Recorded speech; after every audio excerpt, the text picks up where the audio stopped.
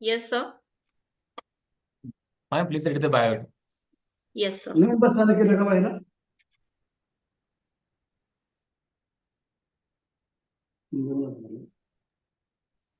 बोल नहीं सकते Good afternoon, all of you. It is a request, please mute your mics. It is my great pleasure to welcome you all for the afternoon session of the 30th Faculty Induction Program organized by UGC-MMTC, Dr. Babasaheb Ambedkar, Marathwada University, Chhatrapati Sambhajinagar. I am honored to introduce Dr. Aparna N. Kottapalle, a distinguished professor of law and IQAC coordinator at Manikchand Pahade Law College, Chhatrapati Sambhajinagar. Dr. Kottapalle brings with her an illustrious career in law and academia, marked by significant contributions to legal education and research. Dr. Kottapalle's academic journey begins with an LLB from ILS Law College, Pune, where she graduated with first class honors and university merit. She furthered her specialization in constitutional law and human rights with an LLM from Department of Law, Mumbai University. Demonstrating her academic excellence, she qualified for the National Eligibility Test in Law twice, in 2005 and 2006. Her professional experience, she has impressive as her academic credentials. Dr. Kottapalle practiced as an advocate before the Bombay High Court, Family Court, and various other civil and cooperative courts in Mumbai. Transitioning to academia, she has been a visiting faculty member at several prestigious institutions and full-time faculty member at MP Law College since 2006. In addition to her teaching responsibilities, Dr. Kottapalle has made significant strides in research. Her PhD dissertation titled Critical Analysis of Law relating to Domestic Violence Against Women in India reflects her commitment to social justice and women's rights. She also completed her major research project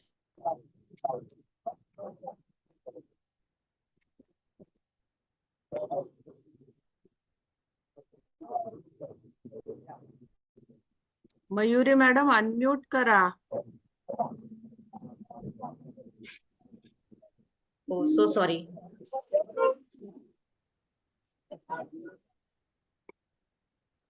I think I have to start from the beginning. So sorry, all of you. It is my great pleasure to welcome you all for the afternoon session of 30th Faculty Induction Program organized by UGC-MMTC, Dr. Babasaheb Ambedkar, Marathwada University, Chhatrapati Sambhajinagar. I am honored to introduce Dr. Aparna N. Kottapalle, a distinguished professor of law and IQAC coordinator at Manikchand Pahade Law College, Chhatrapati Sambhajinagar.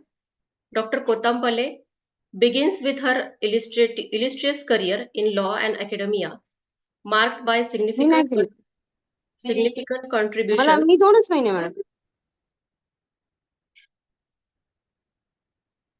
Marked by significant contributions to legal education and research, Dr. Kottapalle's academic journey began with an LLB from ILS Law College, Pune, where she graduated with first class honors and university merit.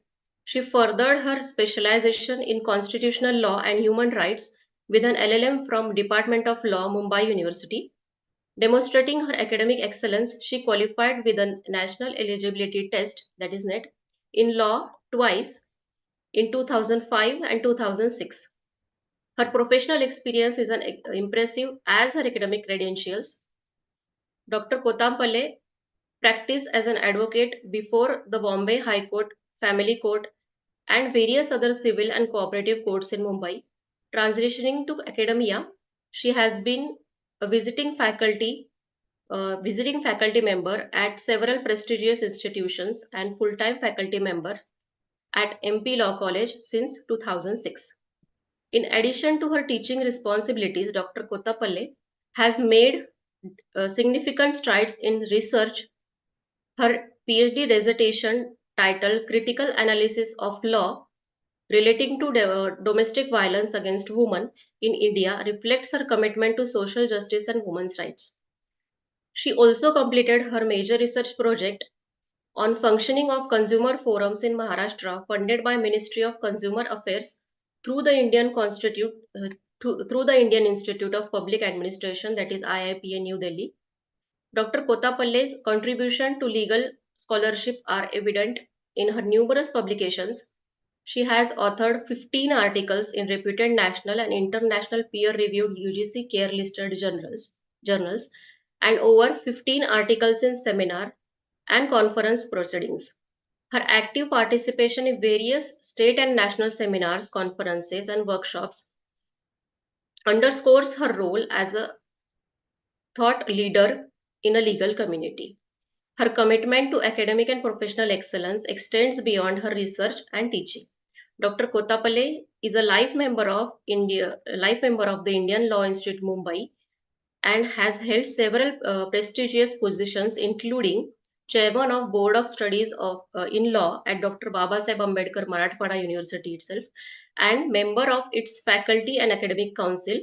She has also served on ethical committees, local complaints committees under the Sexual Harassment of Women Prevention, Prohibition and Readdressal Act and various other state level committees. Dr. Kottapalle's outstanding contributions have been recognized through numerous awards, including the Devang Mehta Foundation Award in 2017, Professor Indira Parekh Award 2018, Lions Club Ideal Teacher Award 2019, MLNGE Society's Best Teacher Award 2023, and Regional Best Teacher Award by Lions Club 2023. It is with a great pleasure that we welcome Dr. Aparna N. Kottapalle as resource person for 30th Faculty Induction Program. Her vast knowledge, extensive experience, and unwavering dedication to the legal education will undoubtedly provide an invaluable insights and inspiration to all the participants. I would like to give a charge to Dr. Aparna ma'am. Ma'am, please enlighten us with your valuable insights. Over to you, Dr. Aparna ma'am. Thank you. Thank you, Mayuri ma'am. Thank you for such a lengthy introduction. I have tried in my life and maybe still falling short. We have to achieve many things. So thank you, the organizers, for inviting me so as to have the interaction with you all. I presume that majority of the faculty members who are present for the induction program are newly joined, and hence purposely I have chosen the areas on which most probably I do not know. The schedule was not with me that who all have covered which areas, but then I have decided to talk about the ethics as a teacher and code of conduct to be followed. And I hope that it would be of immense help for you during your career as a teacher. I would like to share some content and then we will go with the discussion. If time permits, in the remaining session or remaining part of my session, I would further give you some insights about the ethics that is to be followed by a researcher in the research domain. So let us start basically with the presentation on Teachers' Code of Conduct and Ethics. I would just share my content. Give me a moment.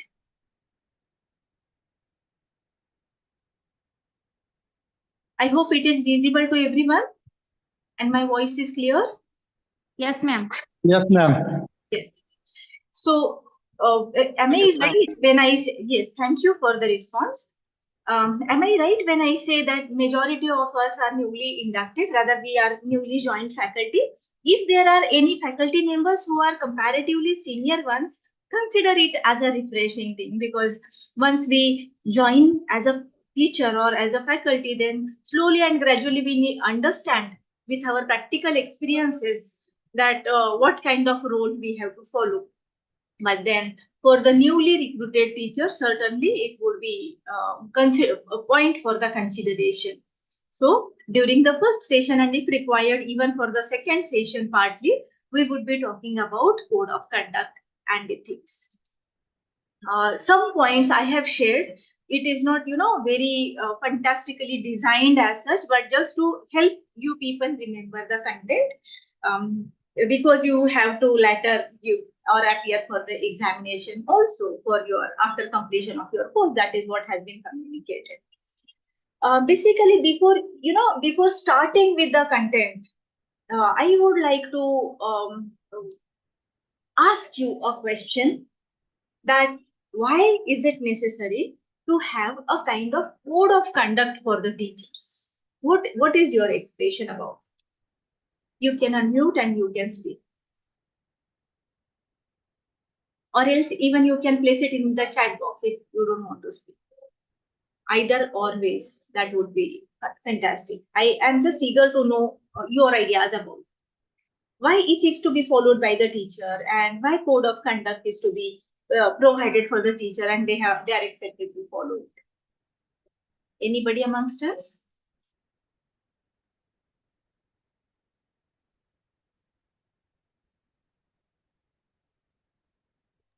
Yes, ma'am. This is roll Madam. number 26. Am I Yes. audible? Yeah. Yes. Ma'am, I wanted to add on that maybe it helps us to have a free flow of working culture, as well as to to have a discipline. And so with the help of that, there will be no biasness or anything involved in work field. Okay, right, and great. I'm happy with your response. We would be discussing about it, but in in more detail. Basically, one thing is to be very clear amongst us, that when we join teaching, the perceptions of the society, perceptions of the students, when they are looking at us, are somehow different. We are not common masses.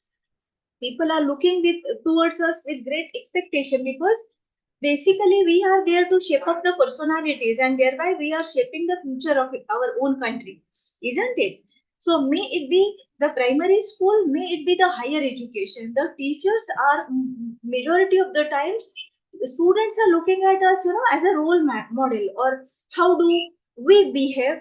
Based on that, their behavior much of the times it depends, and hence, how are we expected to behave? Now certainly there are certain, references of our own culture which expects us to behave in a particular way. Apart from the code of conduct that has been created by the University Grants Commission, which we would be discussing, prior to that we have to keep it in our mind that the cultural ethos of our own country expects, rather gives greatest respect and position to a teacher. And when the respect and position is given to a teacher, when a society is looking at us with some different lens, or rather with higher expectations than any other professions, we have to imbibe, as you have pointed out, rule number 26, I mean, you have pointed out discipline. So if we are disciplined, certainly our,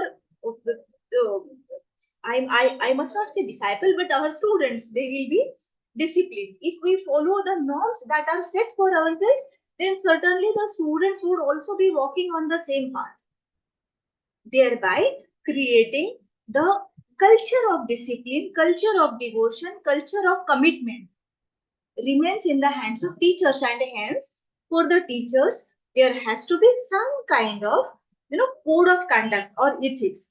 Many times it so happens that willingly, of course, I think that majority of the teachers who are there, those who have joined today, they all have joined willingly. So when it comes from within, no doubt the disciplinary rules we set for ourselves and we walk on the path, but there has to be some kind of uniformity for, while we say that it is a normative aspect, that or the normative approach, that these are the norms to be followed by the teachers.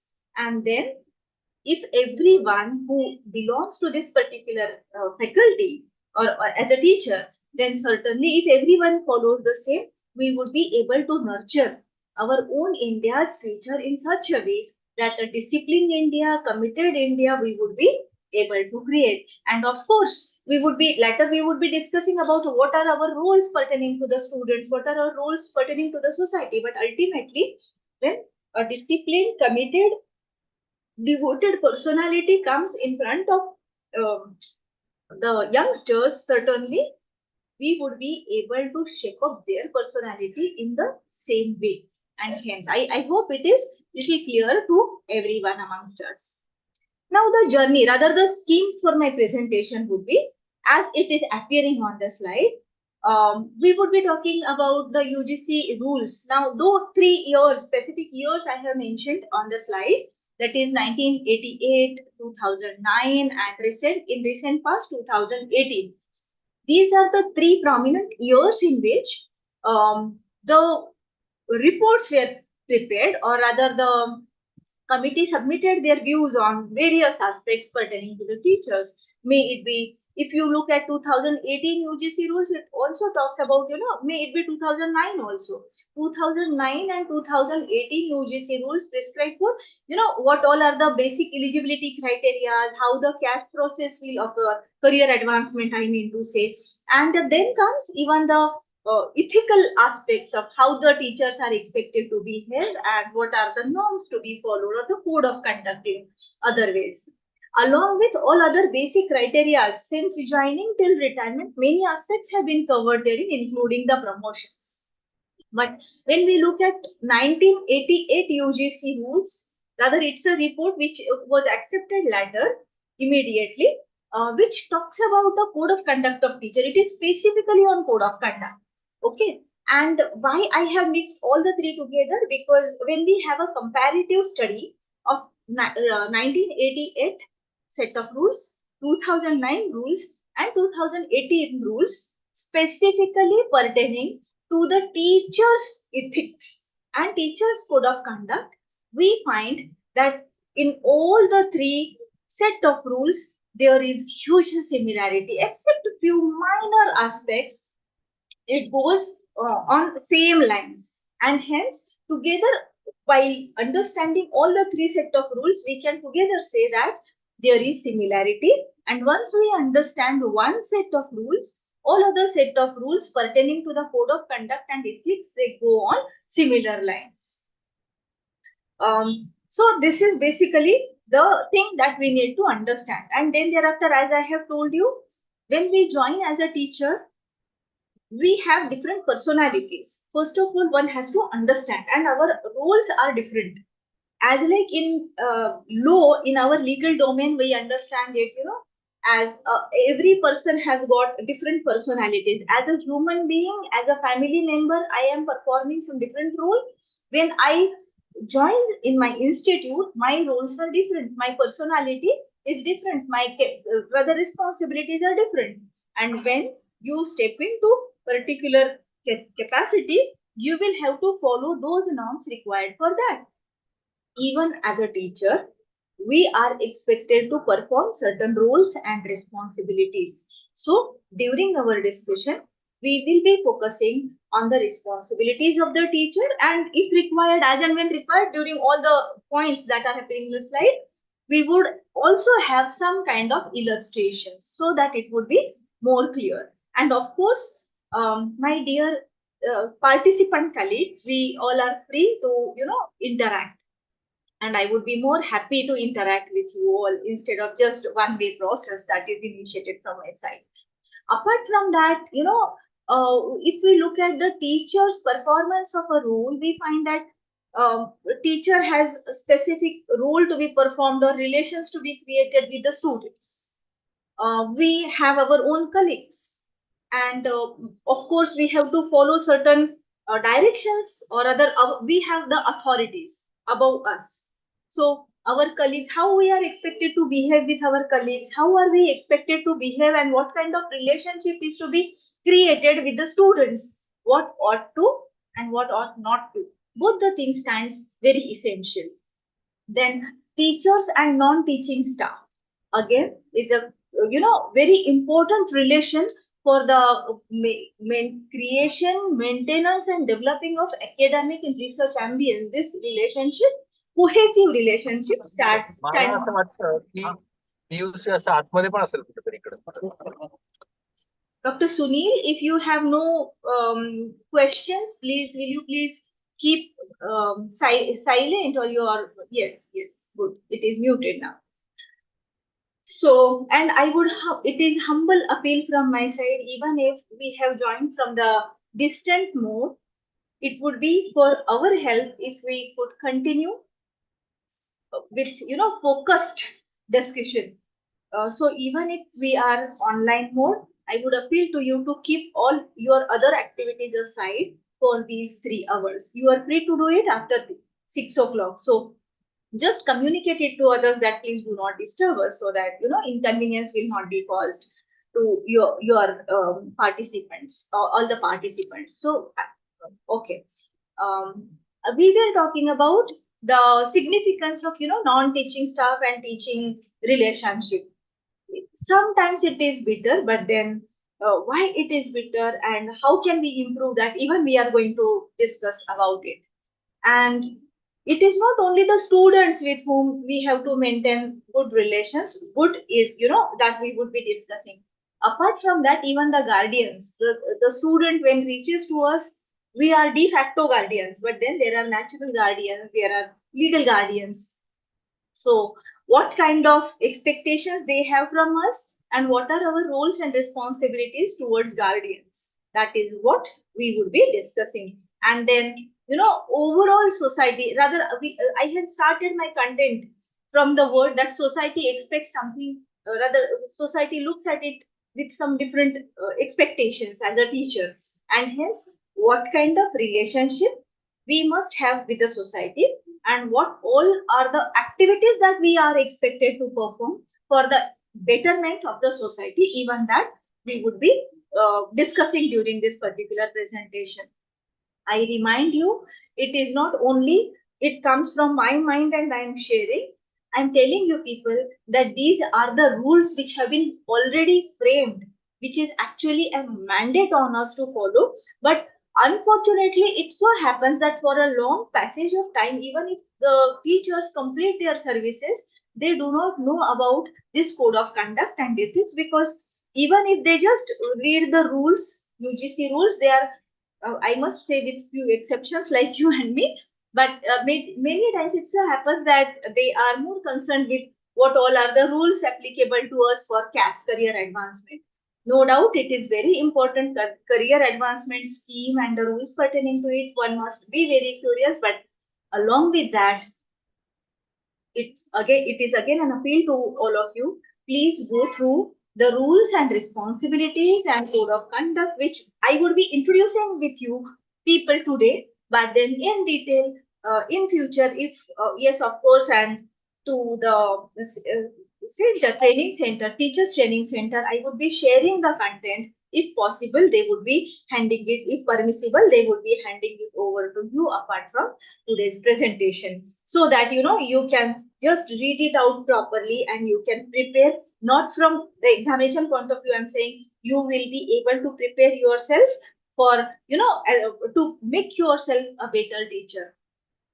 So let us start the content that is depicted from 1988 UGC report that was accepted and was made applicable.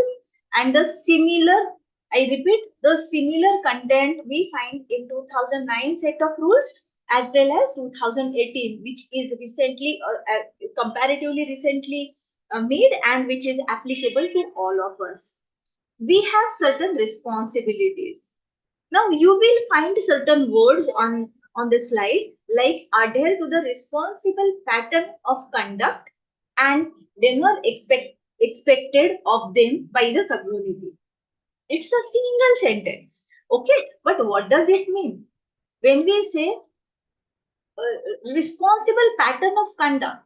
Now, when we say responsible pattern of conduct, what does it mean? It means that as a teacher, whatever are the expectations, now it's a relative, and there is a scope for wider interpretation. That what we will be, rather what are we expected to do in this particular pattern of conduct. Conduct is not only dressing, of course, dressing dressing sense matters a lot because it is, a formal institute where you are going. So wearing informal ways clothes and, a very casual approach, that will not be good on our side. I won't comment on what kind of clothes do we like. But then when we are reaching to particular institute, when the institute itself is a formal institute, we also are expected to follow certain norms, including our, dressing sense is must, that everyone has to develop. That because I am very comfortable with these things, I will go. So that casual approach actually will hamper your image in the mind of students. Whatever in better way you go, of course, in brackets, immediately right now I'm telling that with a complete thorough preparation of the course which you are dealing with, not only the outer appearance, but along with the complete preparation. When we say responsible pattern of conduct, both the things are included, not a outer appearance only, but from within you are ready for delivering the content to the students. Timeliness, of course, goes without saying because you are reaching in time. The content is delivered, which can be said to be, quality content. It is expected by the community, it is expected by the institute, and we are there to fulfill the expectations. Another thing that is depicted in the rules is that managing private affairs in a manner consistent with the dignity of a profession. Now, just as like first, even this one is,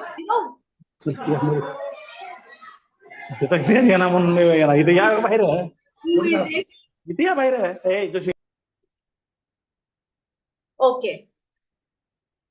So managing private affairs. Now, many times it so happens, I'm just giving you, lucid examples in and around this casual approach. With this casual approach, what happens, when you reach to your institute, sometimes you are clicked with the ideas about what is left undone at your home, and then you try to manage those things, that I have to reach to this office, I have to go to the bank, and I have to complete this particular documentation, and then everything is messed because you are in your office, that is in your educational institute, but then your mind is somewhere else.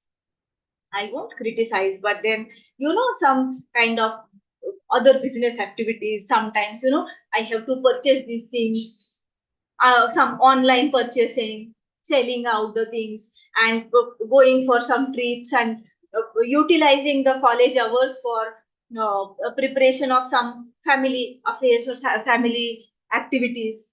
This is completely unacceptable, and one needs to understand it well. Sometimes further what happens is that, um, if suppose someone is preparing for competitive examination, as you all have joined recently, some of you might be having,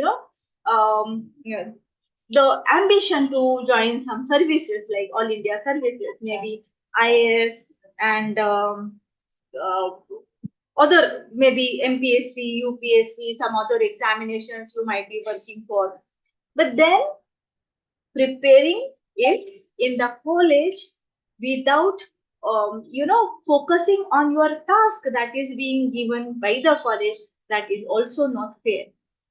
Many times it so happens that teachers who are, they are sitting in their institute and they are making the applications to for some other posts at some other offices, for which, they are using even the stationaries, the facilities, the infrastructure of the institute where they are working.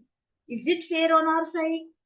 If we ask the questions to our conscience, you will get the answer. Nothing to be mentioned herein, but I feel it was found necessary to the university grant admission, and hence they have purposely added it in the responsibilities of the teacher, that if you have to manage some of your private affairs, do it at your home, do it outside the college after college hours, and then you are expected to do those activities in such a way that would be in dignified ways, that would be suitable to your profession. And hence you must not forget that I am a college teacher. I owe certain responsibilities towards my college, and then all other household, maybe household or maybe other private affairs. We are not expected to do it in the college premises. That is what we need to know. Maybe booking the tickets, small things are there. What went wrong? You may think that what went wrong if suppose we do this. I have a off lecture. There's a space of time between two lectures, and I have done so. That particular timing is to be utilized for your research purpose, for your further development purpose. Whatever the college hours are there, if you focusedly work on the tasks that are assigned to you, you will be able to complete every task on day-to-day basis. Otherwise, today's task I would be doing tomorrow, today's task I would be doing day after tomorrow, and then certain ideas, then certain things or other the to-do list that goes missing, and then mess that you are working. When you go home, you are working for the college, and when you are in the college, you are working for the uh, home or some private affairs. So it has been specifically mentioned by the UGC norms that teachers are not expected to indulge in any kind of private affairs in the college hours, in the duty hours, in the college premises, because there is a dignity attached to us as a teacher. We are expected to behave, we are expected to, conduct ourselves in such a way that would be, that will not be, derogatory to the profession, our own profession. Now, as I have told you just now that I had a time span for maybe for few hours or maybe for 2 hours, and during that particular span, I had a time and I utilized it maybe for for WhatsApp, for Instagram, for Facebook, for social media, or else because there was a internet very fast at my institute, so I downloaded a book. No, it is unethical. Our conscious, as I told you, our conscious will tell us that what to do and what not to. But sometimes, such kind of negative activities overpower our mind. And at that time, these set of rules, they are helpful. What it is? It is we have to look at the third point that is appearing on the slide, and we are expected to see our own professional growth. We are expected to be continuously engrossed in the study and research. Now, yes, I want to pinpoint 3-4 points here. There are few institutes at the national level, they have provided it, they have made it mandatory that the teachers in the institute, they are expected to sit in the library at least for 2 hours. A question is there in my mind, or rather a question will come in our mind, that why is it so that a mandate was to be provided by the institute that please sit in the library? Is it really necessary to provide a mandate?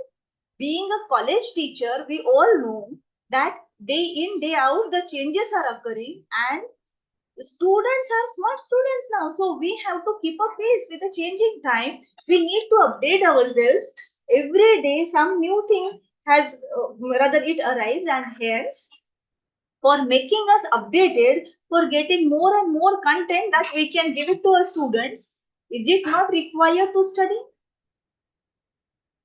It might be a case that nobody was turning to the library, and hence it was a mandate. But then slowly and gradually, once it becomes a mandate and everyone has to follow, maybe we are accustomed to it.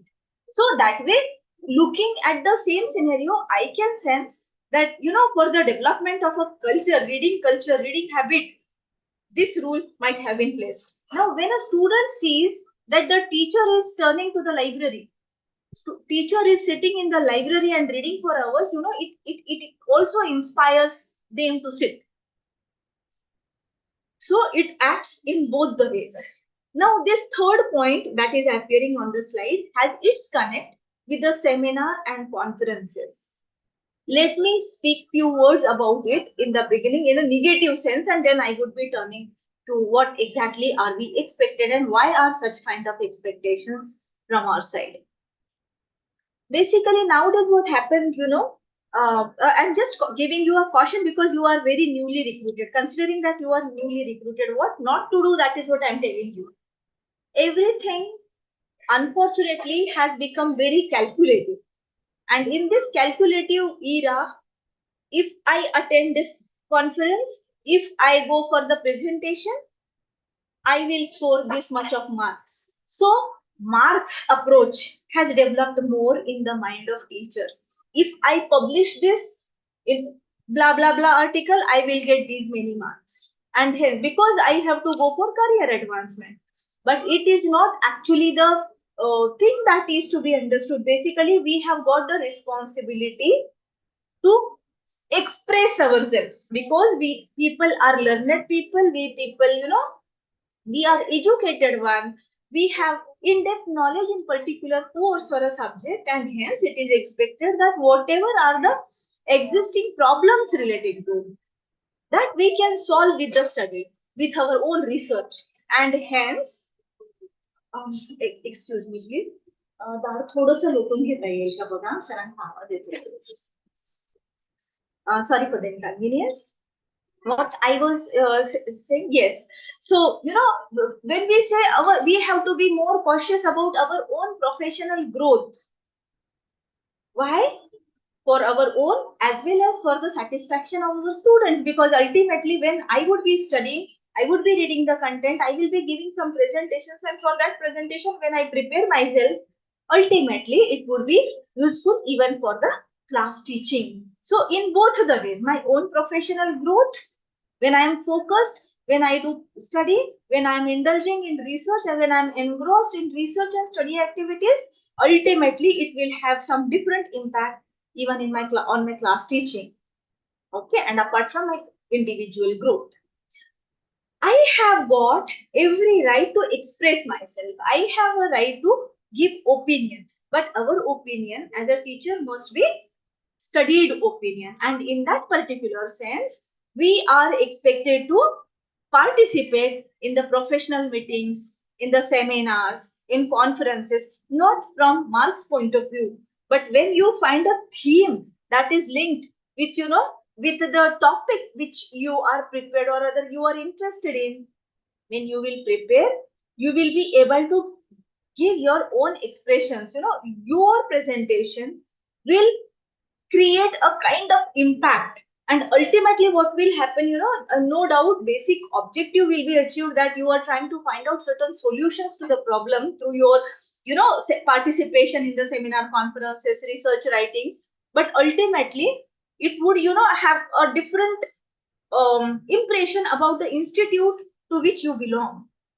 So it is again in three-dimensional capacity. We can say that as a teacher you are getting enriched, your professional growth is happening, your impression in the social mind, in the overall academia is creating as a good teacher or a good academician or a researcher. And apart from that, whatever you are indulging in such activities, as I have told you, it would be beneficial for the classroom teaching. And when you give presentations outside, you create an impression about your institution. At initial level, it so happens that you are known by your institutes. It happens for a long time, no doubt about it. But sometimes when you are a devoted person, when you create your own identity as an academician, as a researcher, sometimes even a reverse process also happens, that this particular teacher is from that institute. Oh, Mr. So and so or Miss so and so. Okay, this college is okay where the person is teaching. So it is of great joy for a teacher when someone is knowing the institute by your name. Okay, it's rare occasion, but then there is a possibility that this will happen. And hence, we have to try hard for the same, because it is not only the bread and butter that the institution provides us, but then it also provides us the opportunity to establish ourselves. So creating an impression on the mind of youngsters, for which we owe certain things to our institute, to the society, and hence, because we have got free and frank opinion, we can participate. Let us participate is mentioned in the UGC guidelines. And so as to motivate teachers, marks have been provided, but not only from the marks point of view, we have to participate in the seminar and conferences. I hope we are convinced with this, because in the beginning, if it is not told that why to participate in the seminar and conferences, we are learned, we have our own expressions, we have the capacity of understanding, and when we are able to critically appraise the thing, we are able to find out the solutions.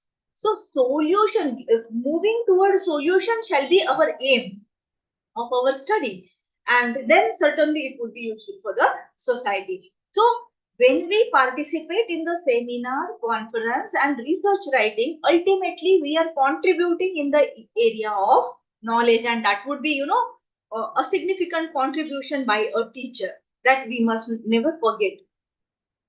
Now the fourth responsibility as a teacher is given to us by UGC is maintaining active membership of professional organizations, striving to improve education and profession through them. We need to be united. United not for oppressing, suppressing, but it is for, for the development, for the enhancement, for the quality enhancement. And that is what is expected by University Grants Commission from all of us. These are the four responsibilities to be shouldered by the teacher. But it is not enough. There are few more duties. Let us have a look at it. Performance of the duty as teaching, tutorial, practical, seminar, research work, consensually and with dedication. Now, look at the words that have been used by the University Grants Commission. As a part of performance of a duty, and with casual approach, we will not be able to strive for quality. What is required here is consistency. Now, the certain words I'm repetitively using in the discussion, whereby I know that those words, rather those activities, maybe when I say devotion, commitment, it is intangible thing, isn't it? But still, the impact will be possible to see, or the outcome we will be able to see. And hence, because we are teacher, teaching, learning, evaluation is our basic responsibility that we must never forget, that our first and foremost responsibility as a teacher to impart not information, knowledge. We need to enable our students so that they will have their own understanding about the course. They will be able to understand what all are the pros, cons, and a critical approach they will be able to develop through our teaching.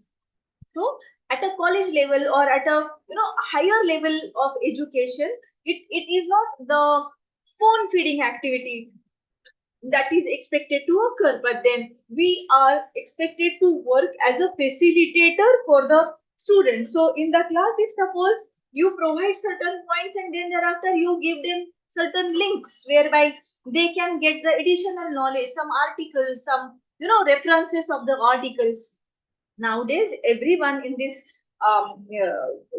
class is well aware that huge content is available, but for that what we are required to do, we have to prepare early than before reaching to the class all the web references, and if we provide them additional reference that after your lecture or after the discussion they will be reaching to those websites or web references and they would be getting enriched on their own. So thus we are just facilitating them to get the knowledge and to develop the critical thinking about the areas which we generally deal in the class. Okay, maybe according to the course content. Tutorial, practical, seminar. Now these all are the methods. Everyone in this class is able to understand it well, that there are different mechanisms wherein participative learning will happen. Students will be provided with the scope to give presentations whereby their confidence level would be boosted and they will be given an opportunity to express themselves. Conducting different kind of practical activities will enhance, their capabilities more, and real life approach will be developed amongst them. So there has to be conscious, continuous effort by a teacher in the whole process of teaching, learning, and evaluation. Now, I'm just reminded, okay, with the 7 criteria of NAC, many of you, even though have joined newly, but still you might be acquainted with the 7 criteria of NAC and the marking system, whereby the institution itself is assessed by the authorities, NAC authorities.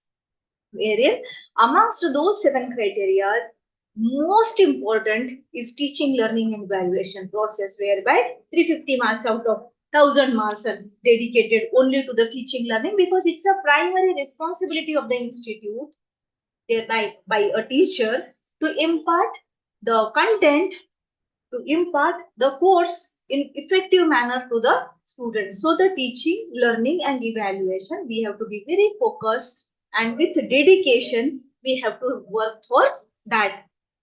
When I say, or rather when we say with dedication, it also is inclusive of I will never enter in any classroom without preparation. Less confidence and overconfidence, both the things are very greatly hampering the overall process of teaching, learning. And hence sometimes what happens is, for a long time the subject or a course is not changed, and you just continue with the same kind of teaching, the same content is there with you, and for after some passage of time you don't require to prepare on your own. This is a threat. Each day content needs to be added. Dear participants, I would like to tell you here, when we say dedication, no doubt, now especially for those who are very recently joined and very recently completed your PG and immediately have joined the course, joined as a teacher in some college. What happens, we love our own previous notes and we use them for teaching. I won't say don't refer to it, because we have taken hard pain for preparing that. But then teaching notes are to be separate from the teaching, rather whatever we had learned and we had prepared notes during our college times when we were students. So we have to be very careful about it, and the long-standing content without change, if we deliver to the students, then out of context it becomes. And hence this word dedication appearing on this fourth point in the slide refers to continuous enhancement of the content from your side with the updates, recent updates. Methodologies, teaching methods, styles, that will go on changing. Okay, with the with the technological advancements, as we have got shifted, everyone knows, with the presumption that everyone knows in the class, that we can make the classes more interesting and more participative by showing certain video clips, certain documentaries, and enhancing their debate skills by providing some insights about the debates are available, and if we, of course, relevant content, I mean to say. So if such content is shown to them, they are motivated. And why I'm giving you so many details here? Because if we are really devotedly working as a teacher and working towards teaching, learning, evaluation process, we find 24 hours time less time. That is what is expected by University Grants Commission. Okay. Now, sometimes it so happens that, oh, he's a teacher in a college, so he has a relaxed time, much time, leisurely time.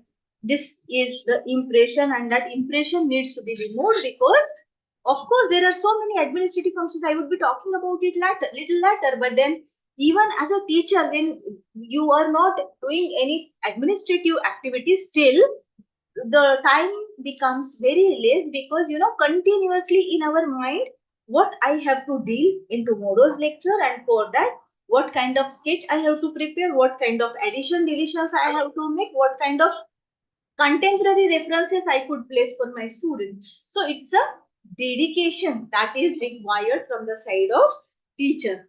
This is what is expected by UGC from a teacher to be performed as a responsibility. Now, further, it is expected that whatever are the responsibilities that are given to you by your educational institute, which you are expected to share, cooperation and assistance is a must. Sometimes it so happens, why this has been pointed out here, or why it is provided, and why are we discussing about it?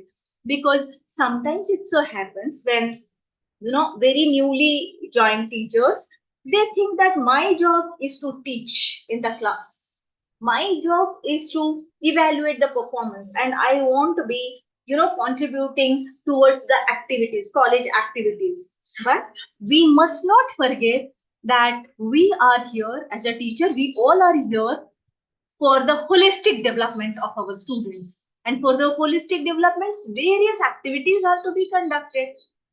May it be debate competition, elocution competition, poem competitions, maybe some, if your educational institute is a professional institute, so as to boost and develop the capabilities as a particular professional, some kind of competition, some kind of activities, various kinds of guest lectures, so on and so forth. Every throughout the year some or the other kind of activities are going on. People are busy with conducting NSS activities, research activities, so on and so forth.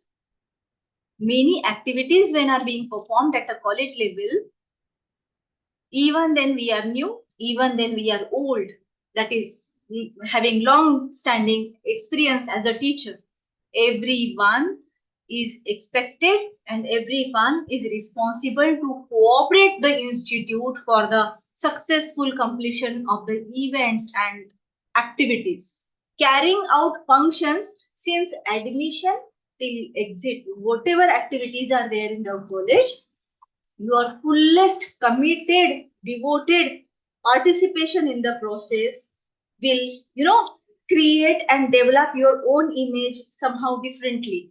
So this is basically the responsibility. But when you do it 100%, certainly approach even of a management, approach of the authorities, approach of the principal and students, of course, who are at center, at a focal point, it would be different. So it is expected from our side to cooperate and assist in carrying out the functions. Without our cooperation, the activities cannot be completed. See, if I don't perform, someone else will perform. Some other does not perform, third will perform.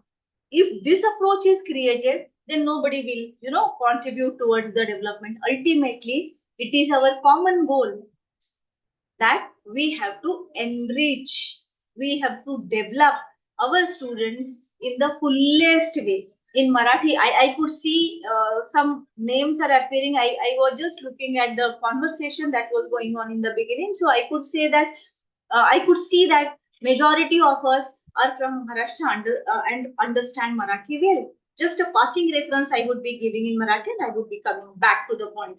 What do we understand by this term holistic development? It is samagra vikas, from all round the development of a student. Okay, so samagra vikas, if this has to happen, if all round development of a student has to happen, various activities, various portfolios are to be handled.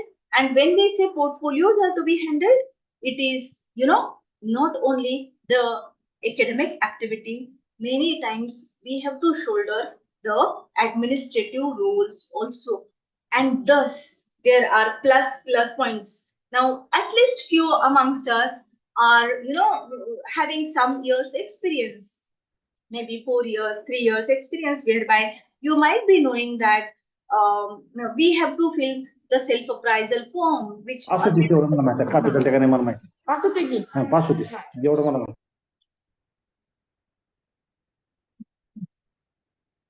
Again, an appeal, please be silent and listen to the content. And because you will be able to participate in the discussion live. Anyways, let us continue our discussion. We were on the point that whatever duties are given to us may be teaching, learning, evaluation, and maybe other function assistance in the other functions that are assigned to us by the educational institute or a college. We are duty bound to provide our helping hand, our assistance in carrying out those functions. Okay. Plus, it is again a must thing which I am communicating to you. Examinations at college level and university examinations, including supervision, invigilation, evaluation, it is must and must. Purposely telling you all because many times one particular university is not an exception, but majority of the times teachers consider teaching is their role and it is not my role to assess the performances. Let other college faculty assess the performances. No, once we are recruited as teacher, we owe the responsibility in the whole process. So it is inclusive of teaching, assessing the performance at college level, because majority of the times now we have entered into domain of NEP, and majority of the colleges, except the colleges like law colleges where they are professional colleges, it is not, NEP is not applicable. But for others, it is, the continuous assessment and evaluation process that will go on. So it is our responsibility to continuously evaluate the performance of the students in our institute as an internal assessment. But simultaneously, it is also our responsibility to go for the evaluation process that happens at the CAS center. We cannot deny, if we are refrain from that, it would ultimately adversely affect the students' interest because the results would be delayed. Now, we all, I consider that we all are from different universities, and a difficulty that we come across each year is, the CET cell conducts the examination, the entrance examination results are declared, but just because few university results are not declared, the whole process of 3 years course gets damaged. Ultimately, it is not the teachers of particular institute whose interests are hampered, but it is the students. The overall teaching system is expected to work in such a way wherein the student will be at a central point is students' interest. And when we refrain ourselves from joining the CAS or joining the assessment process, when we neglect the activities, it actually adversely impact the students because the results do not get declared in time and further process is delayed. So we have to keep it in mind that as a teacher, my responsibility is not only towards the college in which I'm working, but my responsibility is towards the university to which my college is affiliated, my institution is affiliated. And if it is a central assessment process, I have to join the particular institute wherever the assessment process is going on. Now, it is all about, the teaching, learning, evaluation process. Is it sufficient? And the answer we get in negative. We are responsible even for, other activities like, as it is appearing, counseling the students, advising and counseling the students. I would be pinpointing counseling process and what is, what kind of relationship we establish with the students, and then what kind of, responsibility towards students we owe when we go with the counseling processes. We would discuss it separately. But here, as a part of responsibility, it has been specifically provided by the UGC guidelines that we are responsible even for advising and counseling students. And apart from that, basic responsibility, teaching, helping them, assisting them in the learning process and their evaluation. We cannot deny the work. If we deny the work, disciplinary action also may be, initiated against us. Now, moving ahead with the next responsibility that we are expected to shoulder, it is extension, co-curricular and extracurricular activities, including community service. I have actually given the passing reference of, but as it has been specifically pointed out, let us consider even that. As in the beginning we said that ultimately we are shaping the personalities of the students, and for shaping the personalities, is there any doubt? I could see some, okay, some sounds create disturbance. Yes, okay. Anyways, I was just looking at the chat box. No additional content I could find it. Yes, we were talking about extension and co-curricular activities.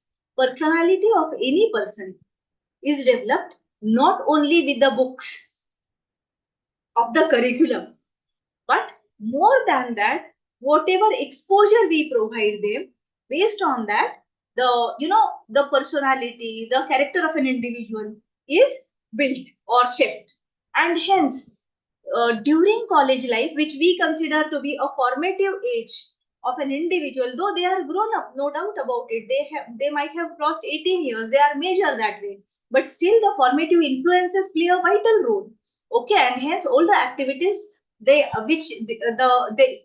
are being conducted in the college certainly are helpful for overall development of the student.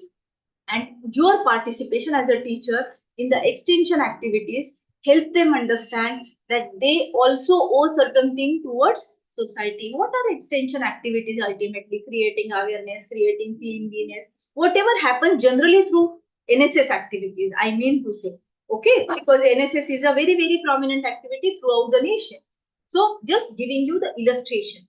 Okay, there may be some other activities, like in our college, being the professional college, along with NSS, we have legal aid clinic at our college, whereby people come and they interact, they get free legal advice about the problems that they are facing. But generally, extension activities are being performed at all the colleges. Maybe some women's cell are established nowadays, in which some extension activities for rural women we are indulging in.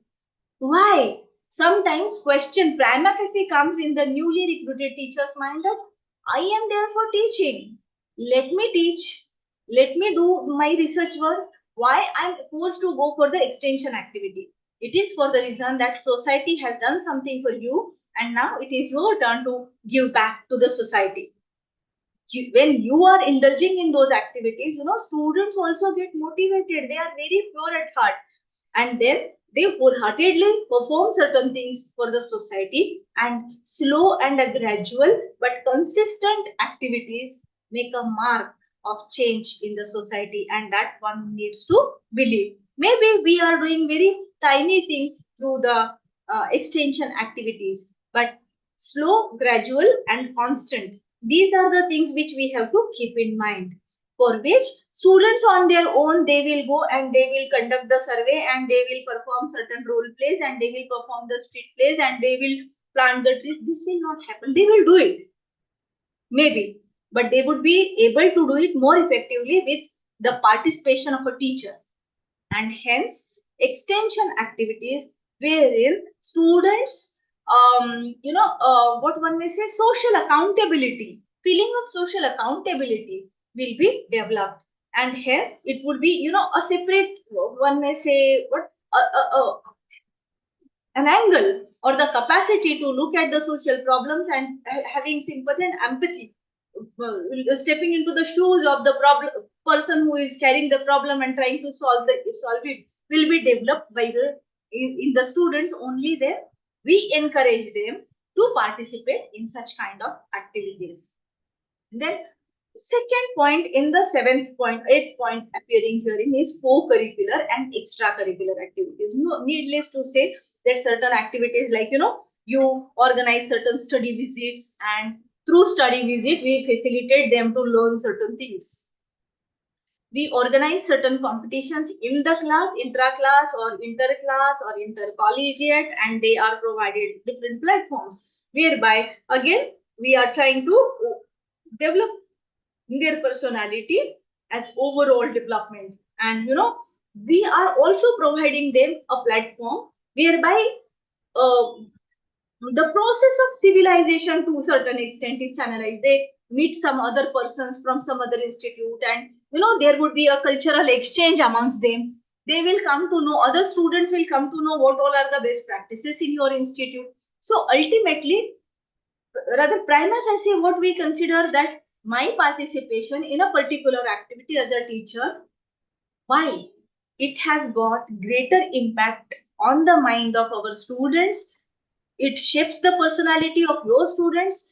It has its linkage with your own institution, and your institution can make a mark as some social change, some change in the personality of your student, and ultimately it would develop the society and the impression, overall impression about your institute, that how devotedly an institute performs for the development of students, for the development of society as well, when we compare it with extension, rather when we refer to the extension activities. So in nutshell, one can say that a teacher, when enters into the teaching field, is expected to work thoroughly, devotedly, committedly towards the development of the personality, development of the perception, development of a critical thinking of the students, whereby once we facilitate the student, ultimately we would be shaping our nation in a way which we want to, what we dream. We would be able to achieve that only when thoroughly we participate in the process, not only of teaching, learning, and evaluation, but in extension, co-curricular, and extracurricular activities. That is again a reason why, for in our self-appraisal form, you find what kind of contribution you give to your institute apart from teaching, learning, and evaluation. Okay, I'm just trying to correlate the things so that you will be able to, find the reasoning behind why do we have to write it in our self-appraisal. What have I done for my own institute? Is that clear to everyone? What all I'm saying, or is it little scattered? Yes, ma'am, it is clear. Right. So let us proceed ahead. Now, this UGC, all the three sets, 1988, 2009, and 2018. Now, henceforth, after discussing the responsibilities, it in detail talks about the teacher and students relationship. How are we expected to have the relationship with students? And for that, before going through these 4-5 points or whatever points, number points are there, general understanding we must have in our mind that the group of students to whom we are interacting daily, though we find that it is a homogeneous group, because the class is same, maybe first year, second year, third year, the group that way is homogeneous, but we have to keep it in mind that within the homogeneity there is heterogeneity. The background of students is different, upbringing of students is different, their learning capacities are different, their schooling is different, their linguistic barriers, economic barriers are different, their socio-economic conditions are different. So though you find the group of students in front of you from a particular class, it is not so that they belong to the same category. There are different categories within category. That is what we need to understand. Because for a being a successful teacher, you need to understand psyche of the students, and it is not only the traits that are prevalent, it is the problems that students are facing. That is what we need to understand really. Okay, no, excuse me, please just wait for a moment.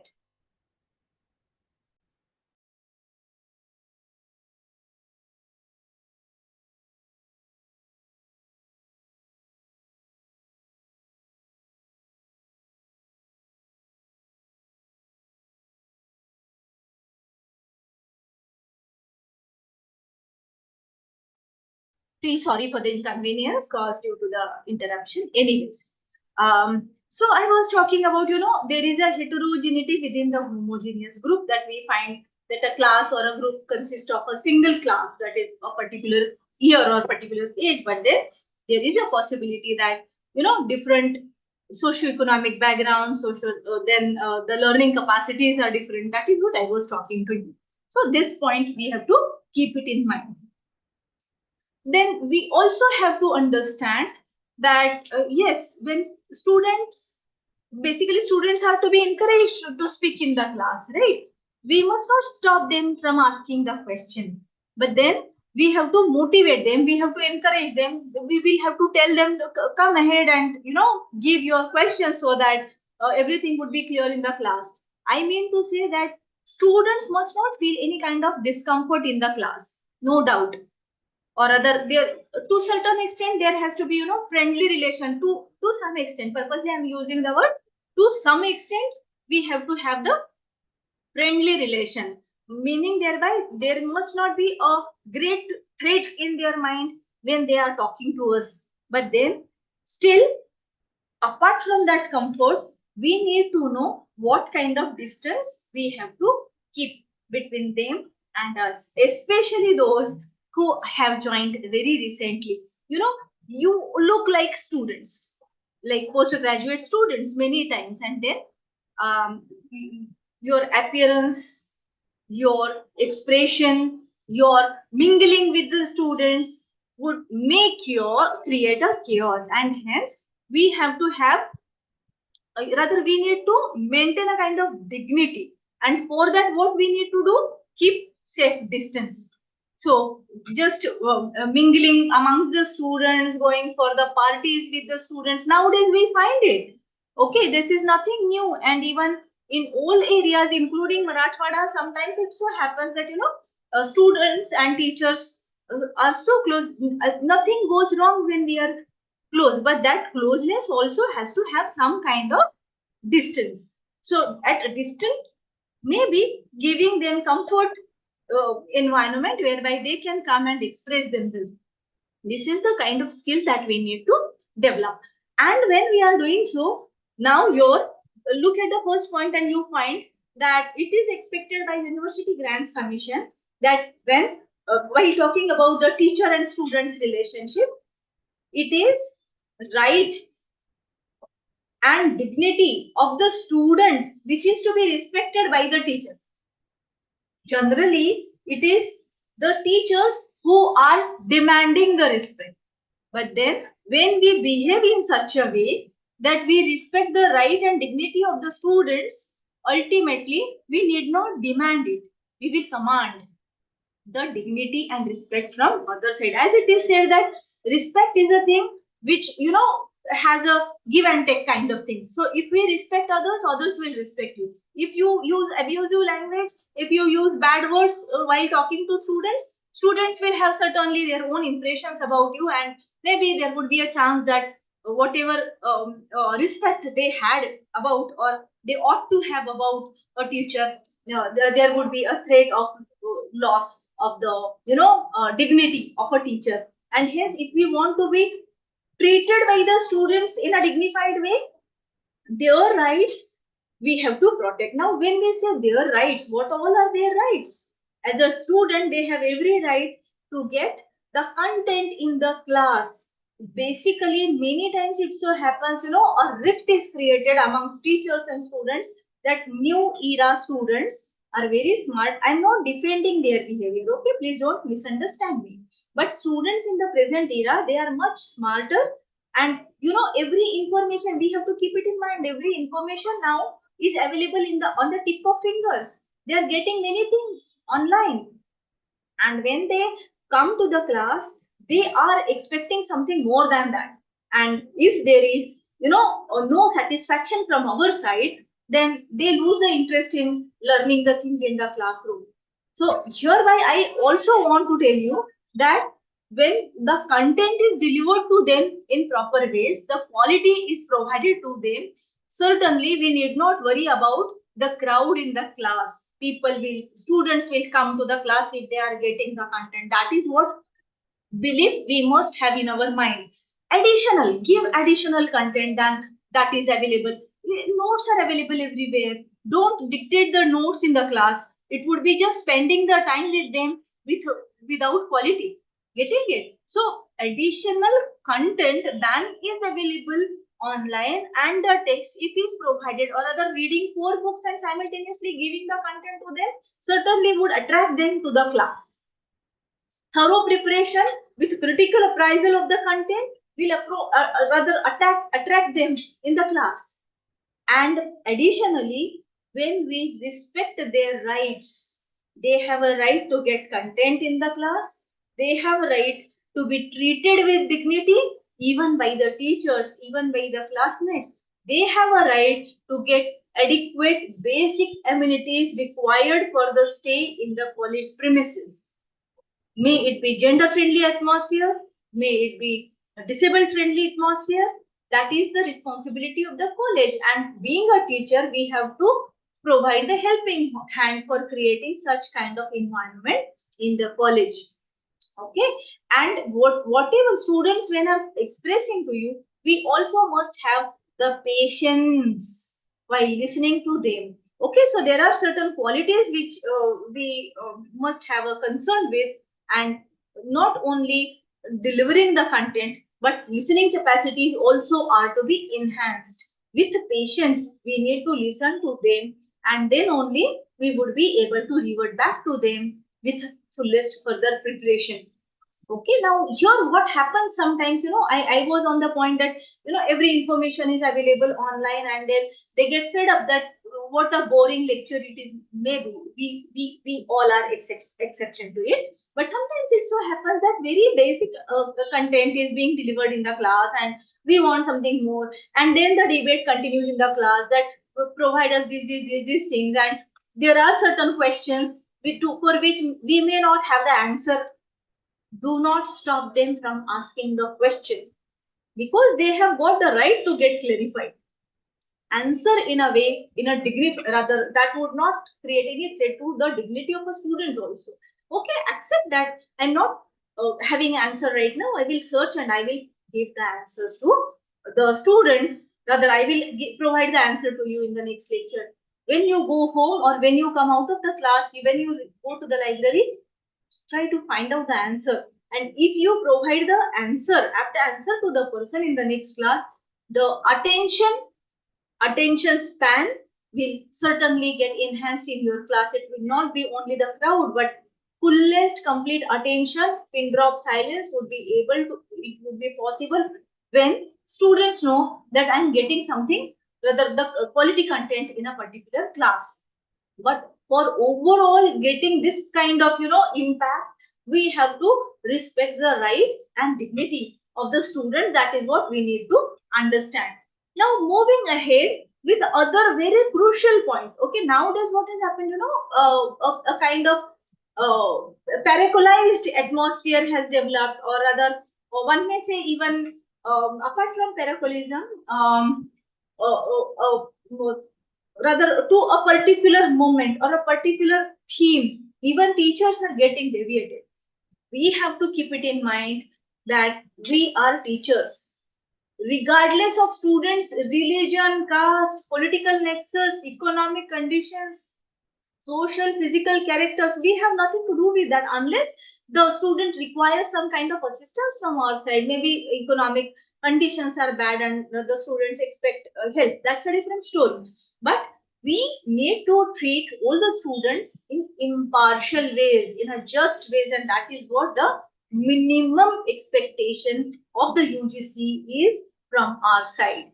Okay, and that is what we need to remember for always, that everyone to be treated impartially. Okay, of course, as we have seen that every student has got different capabilities, the aptitude are different, and then we in the class, what we generally a mistake happens, that the students who give responses to the class, or they participate in the class discussion, there are few students in each class. You all might have noticed till now. So what happens, those students who are participative, maybe it's a general phenomenon that occurs, that the teacher focuses on those students who are participating.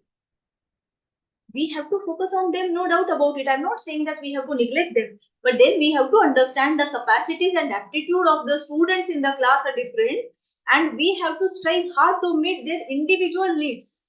That if a first bench student is getting something, that end student or the last bench student also need to get the input from in the class.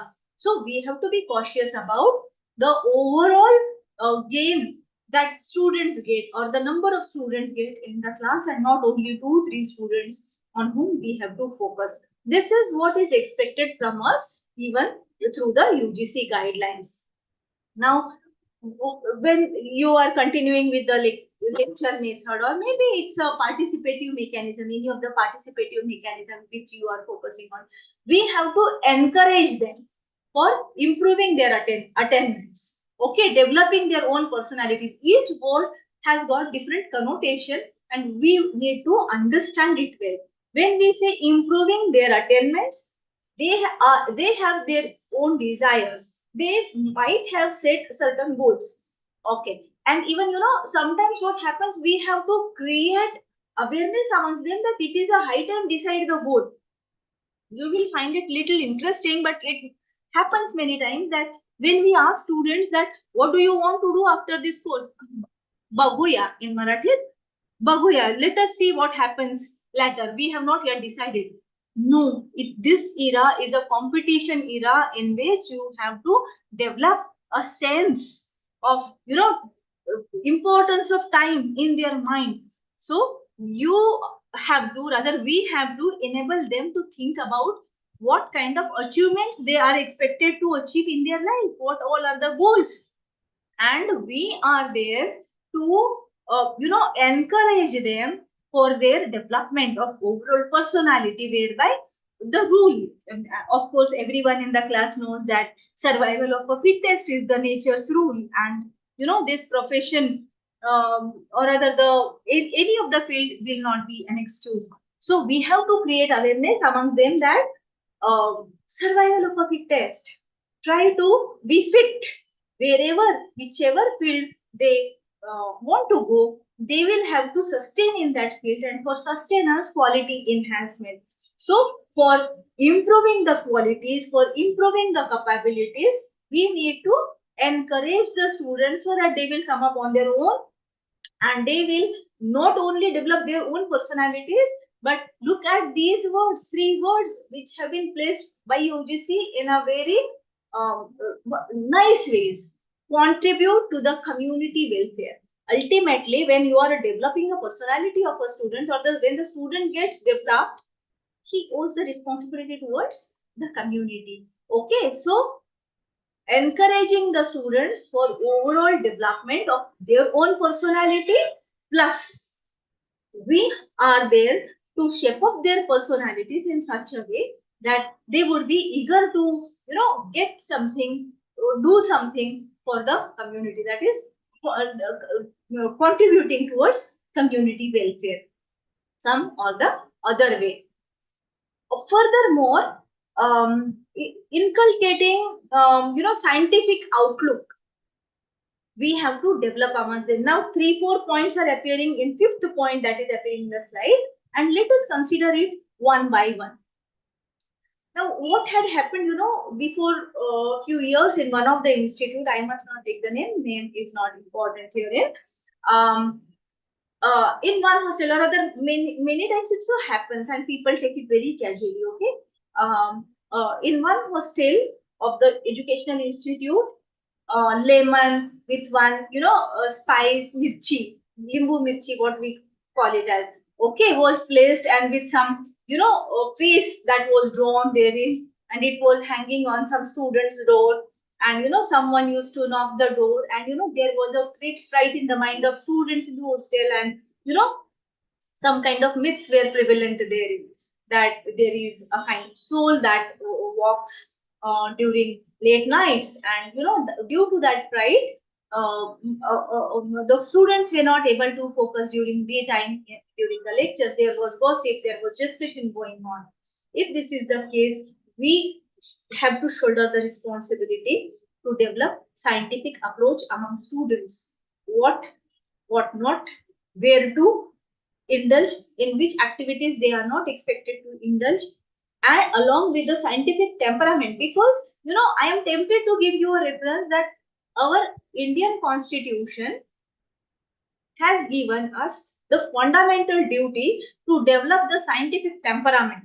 When we are developing scientific temperament amongst us, it is our responsibility to inculcate the same amongst students. That is one. Secondly, respecting physical labor.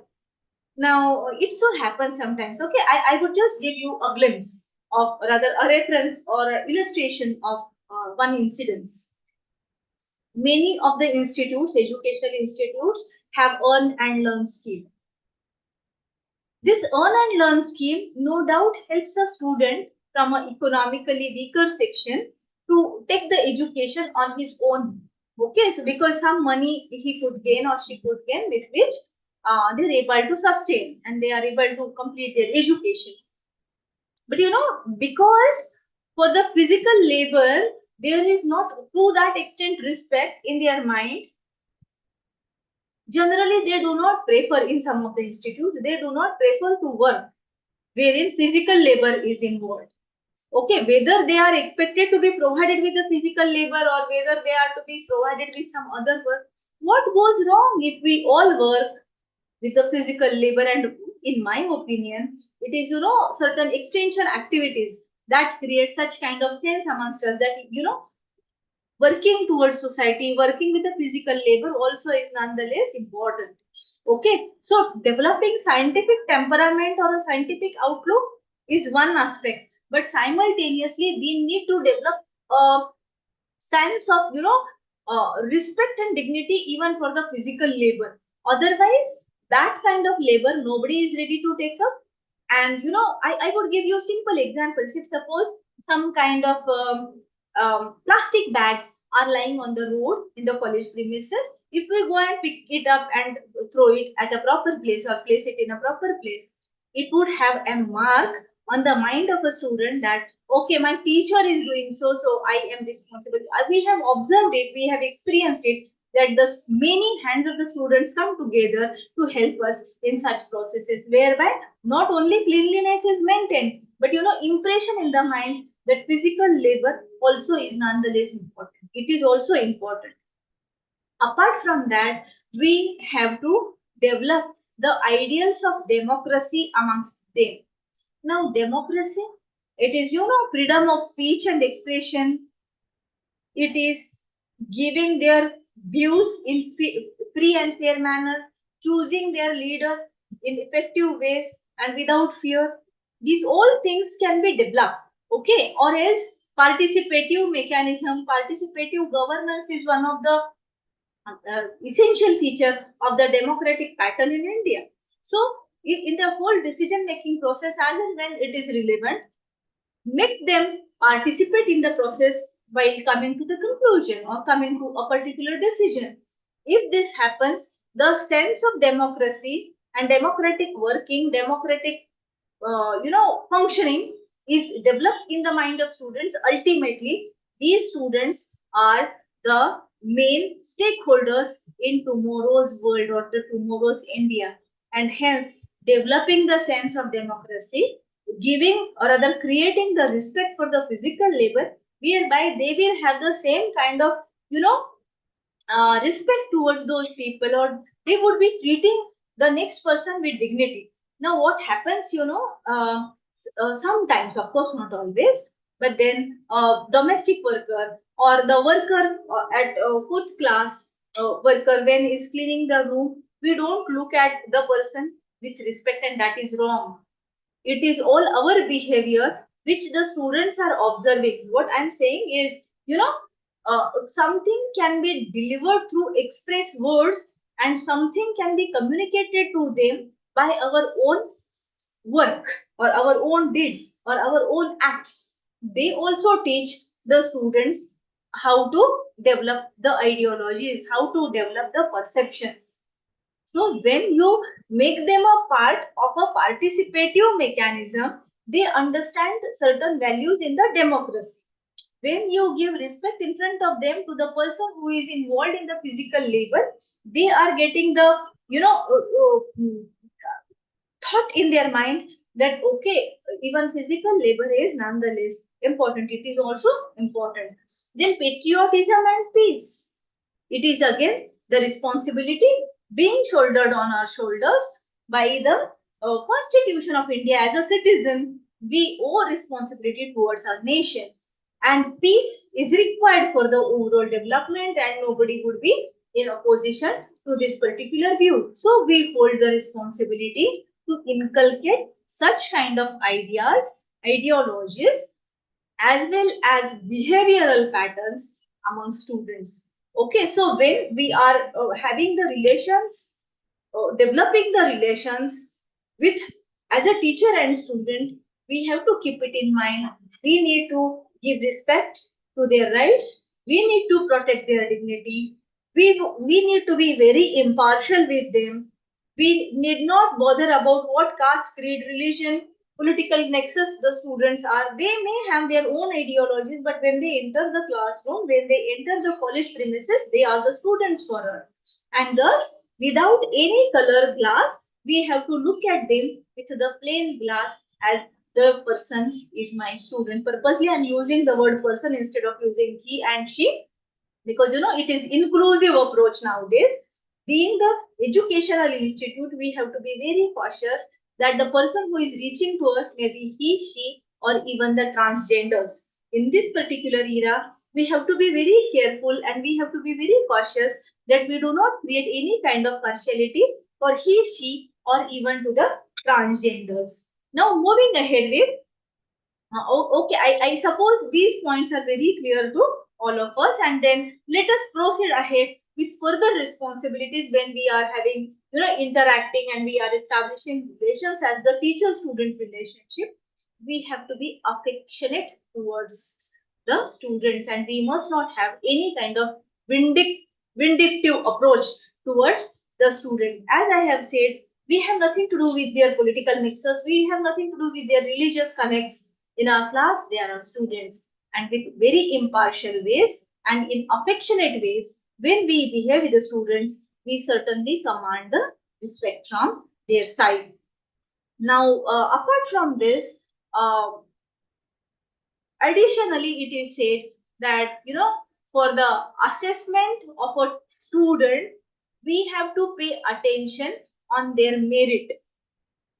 That is the quality input that they have provided in the assignments, in the seminar, in the answer sheets. We have to focus on that, and we need not bother about other connects. So the performance of a student must be, done on the sole basis of the merit. Thereby, we would not be indulging in any kind of discriminatory treatment, favoritism, or biases with which the students' interest would get rather hampered. We have to be very careful about it. Then another thing is that now that in majority of the institutes, at least in huge cities, rather metropolitan, cosmopolitan cities, wherein there is a cutthroat competition amongst even amongst the institutes at the institutional level. What happens, is very professional attitude is developed. I'm not saying that professional attitude is not required. You be professional, but then when it comes to the students' interest, it is expected by University Grants Commission that we have to be available, make ourselves available to the students even beyond class hours. Especially, I would give you some references. Okay, what happens, in majority of the institutes, maybe you would be imparting the education in the vernacular language or in the local language, but sometimes language is a barrier. We ought to explain the things in English in the class because medium of instruction is English, but our students may not be acquainted with English language. They are, fighting for, or rather, some kind of, tussle is going on in their mind, and rather they are trying to overcome the language barrier wherein the conceptual clarity is not there. May it be possible that the students, of course, this is not a justification, but sometimes students are not able to reach in time to the class because, there are some kind of impediments in their way or some kind of hurdles, economic hurdles are there. For that, if they want to share with you all, if they want or if they are in need of some kind of guidance from your side, we are there because we are teachers. We have to be available beyond classroom for them. It is said that during the whole college hours or the educational institution hours, during which we are there in the institute, we have to be approachable by the students. We have to be available for the students. We can't say the students that no, I don't have time for you. Of course, maybe if your study times are there, which are prescribed by the institute, that you have to be in the library for this particular time. If you are working on your research activity, and if you got to know that there is no urgency as such, you can, of course, maintaining the dignity in the relationship, you can tell the students or you can specify the time within which you would be available for the student. But then unavailability of a teacher for the student may create problems that may include psychological problems or the challenges in front of students, and there may be possibility that whatever attainment that a student wants to will not be able to, for which it is the expectation from the UGC from our side that we have to be available to the students. We cannot say that no, class is over. Whatever questions you have, you ask me in the next class. Rather, it is expected that we have to respect their rights, and in a dignified way, they also have a right to be treated with dignity. We have to make them understand. If you have a genuine problem and you are busy with some meeting or some work, of course, provide them the time slot within which they can come and talk to you. And for this particular work, when you are guiding your students extra outside the classroom, you must not have any kind of expectation of remuneration or reward for that. Rewards comes automatically because your impression on the mind of a student itself is a reward. That this particular person, when I go, he treats me or she treats me in a very nice way, and whatever guidance I was expecting, I got it. So this expression in the mind of the impression in the mind of student itself, can be treated as a reward. Now, further, it is a responsibility on us, rather in the relationship of a student and a teacher, we have to develop an understanding amongst them about our national heritage, our national goals. A question may come up in our mind prima facie, that are we supposed to deal it in the class wherein our course content is there. We have a small size of semesters nowadays, and it is very crucial to complete the task. We have to cover the syllabus. They say generally the answers that we get from the newly recruited teachers, that how come we are expected to do so many things in the class and to provide them guidance and providing or rather nurturing the national ideals and national goals in their mind. When will we do that? Such kind of genuine question may arise in your mind. But then I would just give you a passing reference of Honorable Justice Krishna Iyer, who says that the role of a teacher is not to cover the syllabus. I hope you are getting it. It's very interesting. Okay, I repeat it for us. The role of a teacher is not to cover the syllabus. The role of a teacher is to uncover the syllabus. Covering is not required. Uncovering. So in the process of uncovering the syllabus, so many passing references we are able to give to our students, whereby the understanding about other things than the course content certainly is possible, and that is what we can do. It may require some time to enhance certain kind of skills amongst us, but then if we take hard efforts towards it, that unpacking, uncovering of a syllabus instead of just covering it, packing it, I have completed unit 1, unit 2, unit 3 and done. Instead of that, what all are linked with that unit 1 from the sense of national integrity or national growth, national development, inclusive development, as and when references come, utilize that and communicate it to students, and you will be surprised to know that yes, we are able to develop a sense of national development in their mind. We are able to develop the sense, responsibility towards whatever national heritage and the goals that our nation wants to, gain from the overall education processes. It is not having the degree only, but developing certain sense among students, developing their personality, and that would be only possible when we provide additional aid to our students. Furthermore, a caution indirectly, the same point that is appearing on the slide is nothing but a caution for us that we have to refrain from inciting students against other students, our colleagues, or administration. Go and fight, this is your right. Instead of that, just try to solve the issues in amicable ways with which there would be a cohesive relationship, peaceful atmosphere, and the atmosphere will not turn to be hostile for the teaching learning process, for the development process.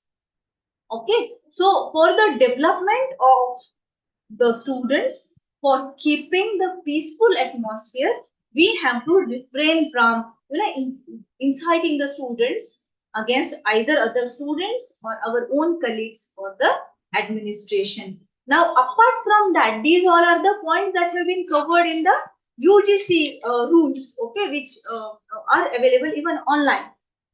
In addition to that, I would like to give you some cautions. Just like sometimes what happens, in this era, everyone, including students as well as teachers, they are very active on the social networking platforms. Being a teacher, be careful. Okay, your profile, your contents, you have every right to lock your profile, or else whatever you are doing, you are just posting, you are making the friends, those who are, I understand that it's a era wherein the Facebook friendship or Insta friendship and the following is different from the traditional approach of having friends, but then it may create some kind of glitch, so as to refrain yourself from getting rather tied in some kind of hassles or rather the complications. We have to refrain ourselves, or rather we have to place some kind of demarcation line, how far I am expected to be available continuously on these social platforms, like social networking platforms, maybe Facebook, Instagram, or this WhatsApp. But then, of course, I'm not saying only negative. Rather, utilize these social platforms for creating awareness, not only among students, but creating awareness amongst masses. Give positive impression through this particular social networking sites. Another thing, when I just had given you a passing reference of when a kind of relationship as a student and teacher is being created amongst teacher student, we have to, passing reference I gave, that keep the safe distance with them. Now here I'm giving you a caution, not as a male teacher or a female teacher. Now the UGC's approach towards sexual harassment etc. is zero tolerance policy, and it's a gender neutral policy. Okay, so it is not the case that I'm a female and I would not be going through any kind of investigations. Nothing doing. Be safe by keeping safe distance. Okay, without a reason asking personal questions to the students either in the class or outside, that you have nothing to do with that. Where do you live? How much acre lands you owe? In which gully you live, or in which lane you live? When you are alone at home, nothing doing. We have to do nothing for it. Okay, there are some past incidences wherein teachers have asked the students that when are you alone on your room, I will come and teach you. Maybe the approach of a teacher was very fair, but then because there would not be any disturbance, but then it had created hue and cry in the mind of students, creating the a feeling of what one may say insecure feeling is created, and that creates the whole atmosphere hostile, or touching the students for no reasons. Why? So be cautious. I'm not creating, rather wrong impressions on your mind. I'm not creating any kind of dirt in your mind, but then be cautious, keep safe distance, and then the things will not be, or rather the glitch or a problem will not be created in our professional life as a teacher and students. Okay, so this is what I want to communicate about when you establish a rapport with the students. Then sometimes even what happens, teachers of this new era, they have a thinking or a approach in their life that it is my life, my choice. I will decide how to behave. You are in a public domain. As I told you in the beginning, that the conduct is inclusive of your, the dressing, inclusive of that, how you behave, with whom you are talking, how are you talking, how are you mingling with people. Everything matters, and hence it is when you enter into public domain as a teacher, especially, it does not remain my life, my choice. It is the cultural ethos that we have to look at. What every educational institution has got its own perceptions, its own cultural understandings, and when we join there, we have to follow the same. Okay, because otherwise it would create chaos, and we have to refrain ourselves from indulging in such activities, and we have to refrain even from refrain the students, create the sense among students that they are expected to refrain from indulging in such activities.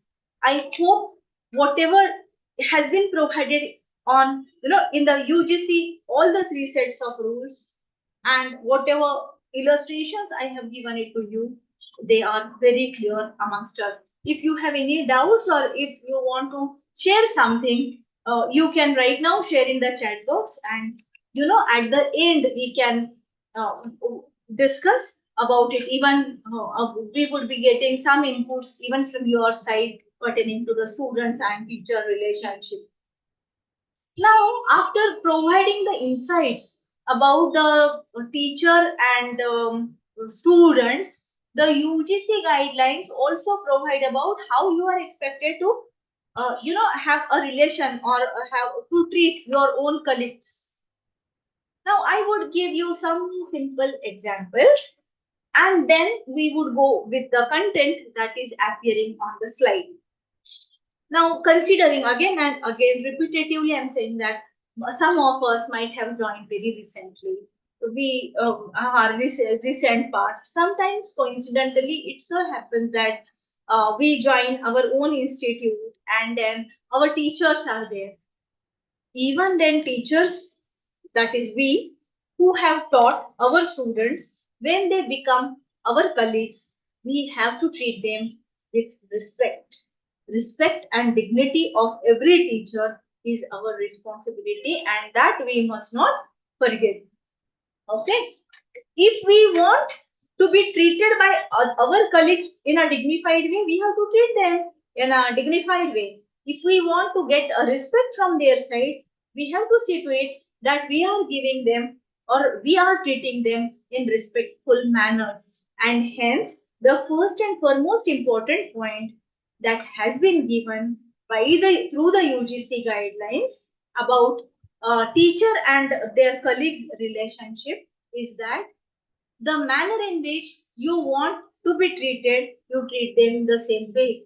Treat other members of the profession in the same manner as they themselves wish to be treated. हमें जैसे लगता है कि सामने वाले ने मेरे साथ किस तरह से पेश आना है, हमने उसी तरह से पहले उसके साथ अगर बिहेव किए, if we treat them with dignity, with respect, may it be possible that your student has now started teaching in the same college, but when you are in a public domain, we have to develop the approach that I would be calling the person as sir or madam. I would not be calling the person with a single name. Maybe it's a different generation. The generational approach may be that you are calling someone with a first name, but the sense of respect has to be there. Okay, that is what I mean to say.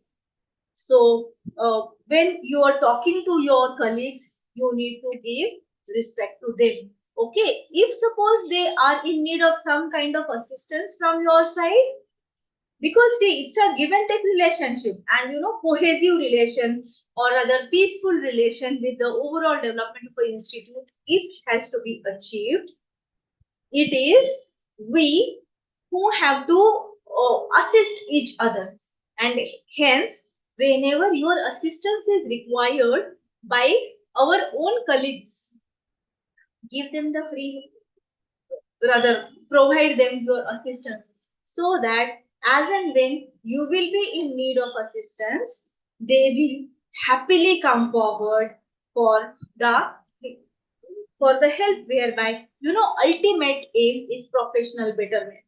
Maybe yours, maybe mine, but then helping each other will serve the purpose of achieving the ends of goal, that is excellence in the education. Then sometimes what happens is of course sometimes I'm saying not always, but teachers allege against other faculty members, and that those allegations many times are baseless. I would give you some illustrations, okay?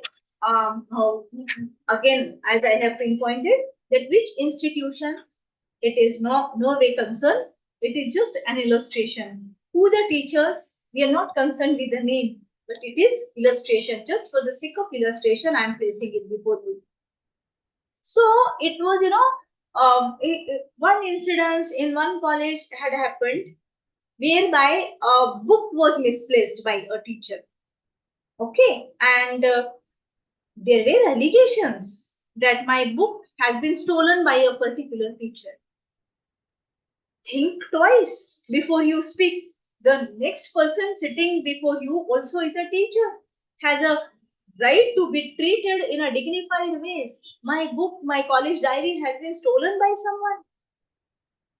See to it that there is some base. Unsubstantiated allegations against someone will, create completely hostile atmosphere. You will not be able to continue with a friendly relationship or cohesive relationship with your colleagues.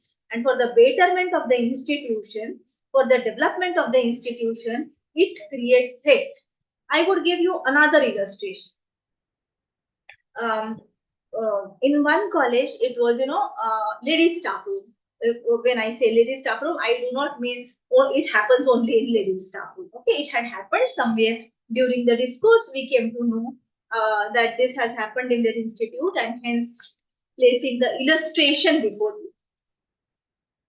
The incidence was so that one of the lady teacher who was working there as a contractual teacher communicated to the authority that particular teacher, maybe lady teacher, has placed the step pins of a stapler on the chair so that I get hurt. And the issue was raised to such an extent that just investigate and see to it that this person has done so and so because a person has got a legacy. No, this is a professional approach. Rather, any institution is a formal institute. Professionalism is expected. And when someone is doing such kind of unsubstantiated allegations, again, it creates hostile atmosphere. Or else, even in some institute, we came across the situation wherein there were allegations by the faculty member against other faculty member that other faculty member is creating some bad rumors about the characters of other teacher. If this happens, the whole atmosphere gets disturbed. Why? One, because hostile atmosphere is created. Second, we are not able to focus on the work for which we are appointed there.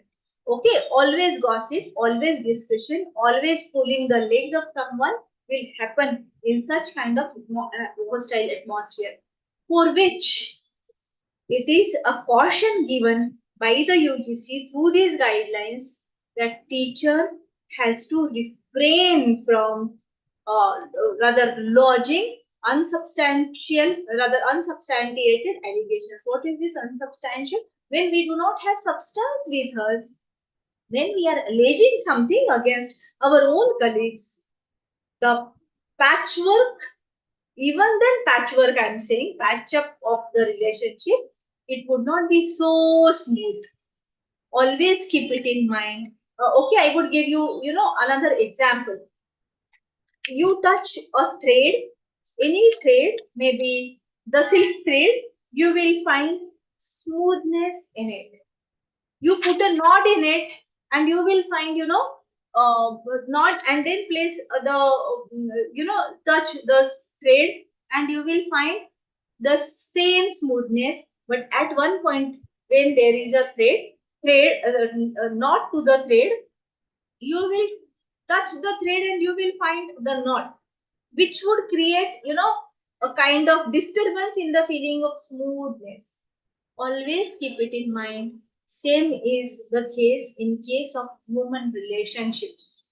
May it be professional relationship, but once that knot is tied somewhere, maybe mistakenly, but we will have to pay for it, because of course for a long time we spend with our colleagues, and if such kind of obstacle is created in the smooth relationship, cohesive professional relationship, it hampers the interest not only of the colleagues, but it hampers the relationship even of the institute, because uh, continuous debate, discussion, allegation, gossiping, overall ambience of the academic and research gets disturbed. Hence, it is expected from our side by the UGC that teacher has to refrain from making unsubstantiated allegations against the colleague to the higher authorities. Okay, discussing that amongst us is also bad, and taking the issues to the higher authorities, because higher authorities have to look into it. Once you make an allegation, it is a responsibility of the higher authority to look into it and to find out the solution, or if any grievance has been placed, it is the higher authority who has to look into it and substantiate whatever remedies that you are claiming. They have to look into it, and when the whole process is initiated for substantiating the things and finding out the solution, mess is created, which causes disturbance in the smoother relationship with our own colleagues. So think twice before you utter the word. Think twice before you take up the issue amongst the colleagues. Think many times before you take the issue before the higher authorities. When such kind of refraining clause has been provided, it does not mean that you go with you rather accept everything which creates an exploitative situation for you. When you are getting exploited, when something wrong is happening with you, you have every right to appear before or approach to the higher authorities. However, just for tiny things or for that cannot be substantiated, that is unsubstantiated allegations, if we reach to the higher authorities, it would take long, which would deviate you from your actual work for which you are there. The goal will not be able to be achieved, and the relationship amongst the colleagues will get disturbed. See, it is not only the case between you and a particular colleague. Ultimately, groupism is also initiated through this. Some are the supporters of that person, some are the supporters of me, and then a kind of fight or debates, if not in fair ways, I mean to say, is initiated, whereby ultimately hampers the interest of the institute. Hence, in case of colleagues, we have to have very smooth relationship. We have to respect them. We have to assist them as and when required and as and when possible for the professional betterment. And we have to refrain ourselves from lodging unsubstantiated complaints against the colleagues to the higher authorities. Further, we have to refrain from allowing considerations as like caste, creed, race, sex in their professional endeavor. We must not put a leg. Okay, otherwise leg pulling activities continue. It is due to the jealousy sometimes, and due to a kind of which is not actually good, a sense that the person is from different caste and different religion and is going ahead and I would be pulling the leg. It is not expected from our side, and we must not indulge in such kind of activities. So we have to be very, very careful about the same. Okay, we have to be careful while performing our task and while even indulging with, relation has to be a harmonious professional relationship that would protect your dignity at a workplace the same way it would protect the dignity of the next person, that is your own colleagues. So I hope we are very clear with the teacher and their colleagues relationship. That is not the aim. Further, it is expected by the UGC that we have to cooperate through organization in formulation of policies of the institute and accept the offices. Whatever task is given to us, we have to accept that. Cooperation leads to the betterment. Cooperation. Any doubts? Someone? Roll number 24. If you have a doubt.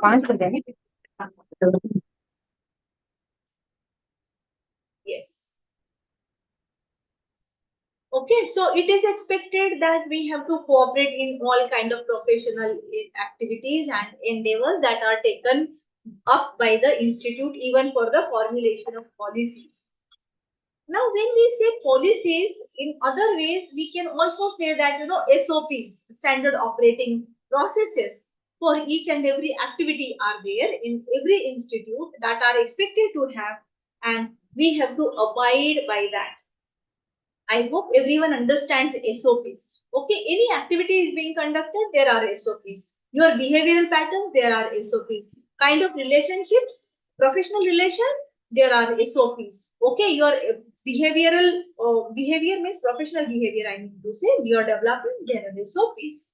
Everywhere, cooperative mechanism will enhance our capacities, leading to the development of the institution. And that is what we have to keep it in mind.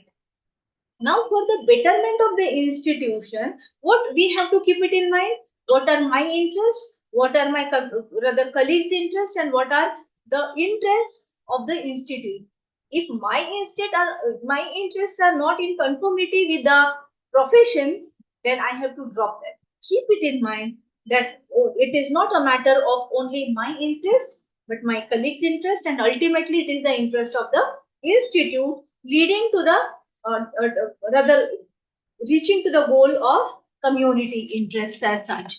Okay, so we have to look at it, and we have to also see to it that they all are in conformity with the dignity of our profession. मैं जो expect कर रहा हूँ, क्या मेरे profession के लायक है? क्या मैं ऐसा तो deviate नहीं हो रहा हूँ जिसकी वजह से मेरे profession पे, मतलब मैं जो एक शिक्षक नाते काम कर रहा हूँ, तो उसके ऊपर तो कोई लांछन नहीं आ जाएगा कि मेरा ये ऐसा ऐसा expectation. You have to think twice before you act, before you take a part in any of the activity, and you wish to be. So everywhere, every time, every now and then, it is expected by UGC that cooperation has to be there in our mind for the betterment of overall development. And when we talk about overall development, a sense of conformity with the dignity of a profession must be there. Now, moving further with, sometimes, of course, I would give you some illustrations first, and then I would talk about it. Now, earlier we have talked about, formulation of policy. One point skipped from my mind. Let me complete that, and then we will proceed ahead. Every institution has got its own styles of working. Okay, certain innovative practices are there, and the strategic actions are expected to happen in every institute. When we join any particular institute and we follow the path that is created by forefathers, one may say the earlier teachers, maybe administrators, they set us trained in which we are expected to be here. we are expected to work. The standard operating procedures are created, and then we are following the path. What is the importance of SOPs? Standardized mechanism it would have, and secondly, a kind of uniformity in each activity. Persons will come and go. The mechanism, the processes would remain the same, having the uniformity. That is SOP, importance of SOPs. So when you are following the path, see to it that it is in consonance with the SOPs. But sometimes what happens, people don't understand that whatever I'm getting from the institute, I'm not talking about again bread and butter. I'm talking about the skill enhancement, the processes enhancement. You got to know how particular activities to be done. But then the institution has reposed a confidence on you. Okay, and hence you must not act in any ways which would create a threat to the trust. Okay, we would be talking about it along with certain examples. We have to keep it in mind that whatever conditions of contract have been signed by you when you are joining the institute as a teacher, you have to adhere to it. Cooperation is important, it is must. Same way, cooperation for the development of the institution is must. And the same way, conditions of contract also are very, very important. When you are changing the position, due notice is required to be given. That immediately you are just skipping from the role and responsibilities will not suffice, because at an institutional level, some arrangements, alternative arrangements are required to be made sometimes. Okay, and hence when you join the services somewhere, you have to see to it that what all are conditions have been imposed on me as a contract, if I have signed a contract of the contractual services. Okay, and give and expect due notice before the change of a position is made. So it is both from both the sides, that when we expect that a due notice is to be provided to me, same way is the case that I have to provide the notice to the parties. Now I would again provide you the illustration about this notice. In one institute, a person, rather in interview process had occurred, and some person has joined as a teacher, and at the time of giving the tasks for teaching purpose, it is not the administrative task, it is not a curricular and extracurricular task. At the time of assigning the lectures in the timetable, the person disclosed that I have been given better opportunity in some other institute and I won't be available to the institute. Look at it, how inconvenience it is being caused to the institution. Because if suppose from the next day lectures are commencing, and now the teacher is coming and saying that from tomorrow I won't be available. Stepping to the shoes of the institute, and then we will realize that giving adequate notice, nobody will stop you. You have every right to get the better opportunities, and you are free to avail those. But then a sense of gratitude needs to be developed, that the institute which has provided me the opportunity to work, the institute which has given me bread and butter, I must not create any kind of inconvenience due to my behavioral approach. Okay, and hence due notice. In advance, if you communicate, then at the institutional level, some or the other kind of arrangements would be made, facilitating you to opt for the new job. Sometimes, okay, in case of contractual jobs, there is a contract which is being signed. You cannot do that. But if you stop coming, what would be the option left? Maybe disciplinary action. What kind of disciplinary action? Whatever action you want to take, this shows your sense of no gratitude towards the institute.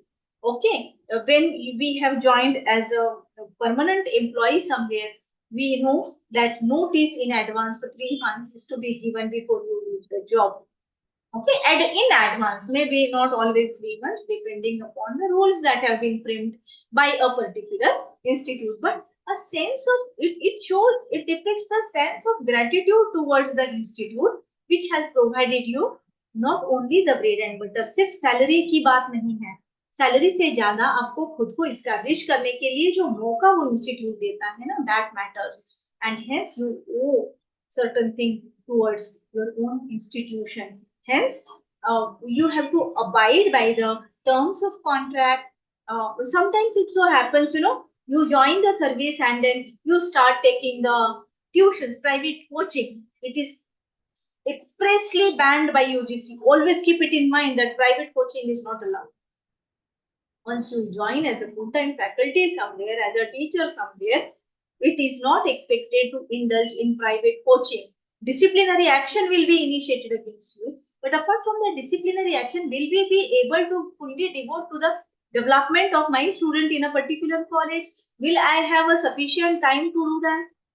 The answers we won't get in affirmative, and hence we have to refrain from indulging in those activities which would be violating the terms of contract of our service, which would be violating the terms and norms. Those have been either set by University Grant Commission or by the government, maybe union government or the state government. May it be, violating certain provisions of particular laws. We have to be very careful about it.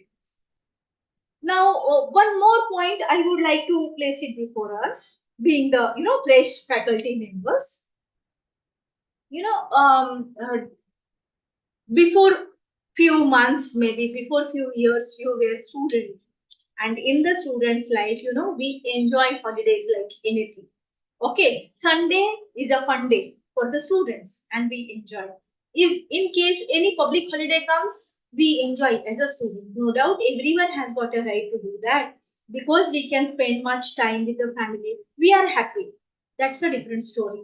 But having very casual approach towards taking leaves is very dangerous and hampers the interest of the institution. You might be knowing that the rules have been framed by the government, depending upon which government you belong to. Okay, though state-wise it may differ. Maybe we are following the rules in the Maharashtra state. It is Maharashtra Civil Services rules and university rules. University has framed the rules about our leaves. Okay, so maybe 8 casual leaves are permissible. But why are we? When are we availing those leaves? Think twice before you ask for the leaves. Why? Because it is not in the interest of students. Okay, we have a right in the unavoidable circumstances for our personal reasons we can ask for. But UGC has provided the set of rules whereby we can avail different kind of leaves. But still, in the bullet points or in the rules which have been specifically created for as a code of conduct for the teacher, it has been specifically mentioned by the University Grants Commission that a teacher has to refrain from availing themselves for the leave except for the unavoidable grounds, as far as practicable, as far as possible, with the prior intimation. Now, you might have noticed, not you or not me, but some other persons, having very casual approach, they just send a message. Nowadays, a WhatsApp era. Okay, so in advance they won't, apply for the leave, and in the morning they will send a message that I won't be able to come to leave. That's it. And during COVID period, it was established fact that communication through WhatsApp was considered to be official. Very fine. It was a necessity of that particular time. But then we have to refrain ourselves from getting such kind of leaves, because ultimately at that particular point of time, what will happen with the lectures if we are not bothered about it? The students will go and sit in the library. But then what about the content that you are expected to deliver in the class? That single lecture goes best, and hence we have to think twice before asking for the leave. Leave provisions have been created for our convenience, but we have to be careful. We have to be, careful for without disturbing the interest of the student as far as possible. I would be availing the facility. If suppose 2 days are holidays and in between 1 day, generally that leave is taken. Just because 3 days at a stretch I'm getting the leave. But what would happen with the academic discourse in the class. We have to be careful. And as we talk about students as a formative age, I consider such kind of training programs have got the formative influence on the mind of newly recruited teachers. And hence I'm telling you that you have to refrain from availing leaves without any reason. There is no reason as such, but just I want to have a fun. Sometimes it may happen, but not always. Okay, having casual approach without prior intimation, when we get or rather want to get a leave, it causes administrative inconvenience, and we being the responsible persons, we have to be very careful about the same. I hope it is clear. Leave provisions, I am not denying that everyone, even including me and you, we have got, for us the provisions have been created for the leave, but while availing the leave, while claiming the leave, we have to be very careful. Not only about medical leave. It is expected that a teacher is very honest, okay? If we really have a problem, medical problem, then we will go for medical leave. But for the casual purpose, of course, everyone knows about it, that getting such kind of false certification will be, attracting the provisions whereby, inquiries and investigation. Avoid that, because it would, create, what one may say, it will give you your wrong impression in the mind of society. So refraining oneself from availing the leaves for no reasonable grounds has to be, rather it is expected to be one of the conduct of a teacher by the University Grants Commission. So this is what our University Grant Commission expects us to do. Now it is not only the colleagues with whom we have to have a rapport, and that is beneficial for overall development of the institute. Another aspect is the teacher and teaching and non-teaching staff relationship. I had given you a passing reference in the beginning when I was just presenting the first slide, that how we will be proceeding ahead with the discussion. Therein, I just uttered a single sentence that in many of the institutes, the rapport between teaching and non-teaching is not good. Why is it so? There are some studies, okay, that are created. Basically, of course, with the academic approach, and in this academic discussion and deliberation, I am explaining it without having any kind of grudge and biases, prejudices either against teachers or against the non-teaching staff. I am communicating it to you. Teachers consider that, this is wrong, the myth that is prevalent or that is developed in the mind of teacher, that college is because of us, we are the teachers, and teachers and students is basically the relation. We have to keep it in mind that non-teaching staff and the support staff helps us continue our task in a very, very smooth ways. We require technical assistance. We require day-to-day business to go on, the activities to go on in a smooth way, and non-teaching staff is for that. So it is provided in the UGC guidelines that there has to be very harmonious relationship of teachers and non-teaching staff. Okay, we need to treat them as our colleagues. It is not only the teachers to be treated in a dignified ways, even non-teaching staff. And I would add few words to it. It is not only office superintendent, it is not only the clerical staff, but even supportive staff also is entitled to be treated with dignity and respect. If we keep it in mind, if we are polite talking to them, you will get the same response from their side. But generally what happens is that it is alleged by the teaching fraternity that we get good salary that as compared to non-teaching staff, and there is a rate due to it. Non-teaching staff considers that, what task they are doing, they are just going to the class and coming out. And, we are the persons who are shouldering the responsibilities of maintenance of record and the maintenance of office, etc., and going on with the official activities. Such kind of barriers, such kind of prejudices about each other create disturbed and hostile atmosphere, which is not in the interest of institution as such, due to which it is expected from our side to keep it in mind while conducting any activity, while behaving or while acting with rather non-teaching, we have to go hand in hand. Okay, and hence it is provided that teacher should treat the non-teaching staff as colleague. Once we say that they are colleague, we would be treating them with equal status, with respect, in a dignified ways, in a cooperative undertaking within every educational institute. Please keep it in mind. I am repetitively telling you because in majority of the institutes that we find, there is no cohesive relationship between teaching and non-teaching staff. Everyone thinks of great of or high of themselves.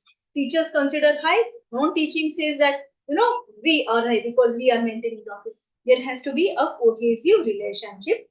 Both the staff kind of staff, teacher and non-teaching staffs are required, because without administrative assistance, without technical assistance, college will not be able to function well. Hence, the role of a non-teaching staff in the college, the role of even the support staff in the college is of immense help for the functioning of the institute. No doubt, students are at the center point.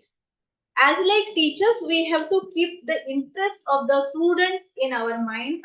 Same is the case, same is the expectation even about non-teaching staff.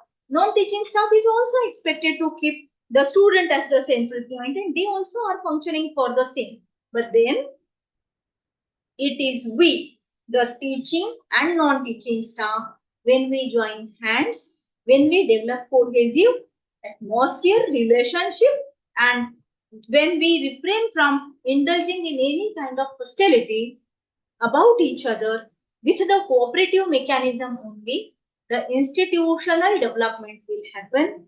The students in the institution will be gained, with which it would facilitate the students for creating the ambience and atmosphere with which the development of a student will be in all spheres. That facilities are being provided, yes.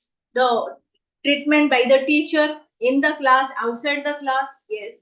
Non-teaching staff, yes. And there is no barrier, no hassles due to the strained relationship of teacher and other staff or non-teaching staff. Hence, we have to treat them as colleagues. We have to treat them in with respect and with dignity. You will get the same. You need not demand it, you will command the respect even from the non-teaching staff. Sometimes what happens, some kind of small dispute if arises, we have to sort out the things. So helping them in the function of a joint staff council covering both teaching, non-teaching. Every institute must have certain committees. Like, I would give you some statutory reference to the statutory committee, and the decision making happens at that. As like in all the institutes, especially the traditional colleges, we have the college development committee, CDCs are there. Okay, it's a statutory committee. But apart from that, we may develop the notion whereby a small committee is constituted, or else for each activity, one may say, okay, that would be a best practice, that for all the curricular and co-curricular activities, the committee is constituted, whereby the tasks or the roles are distributed properly, and everyone, may it be a teacher or non-teaching staff, they have a feeling of commitment and contribution towards those activities. Otherwise than that, the rift may be possible. So see to it, this is just a suggestion from my side. If we want to have good rapport with the non-teaching staff, it is of course our perception that they are our colleagues, and without their help we cannot work. But see to it, to whatever activities you would be indulging in future during your career, during your work as a teacher in a particular institute, when you are given certain portfolio for conducting particular event, see to it that the activities are conducted smoothly with the participative mechanism.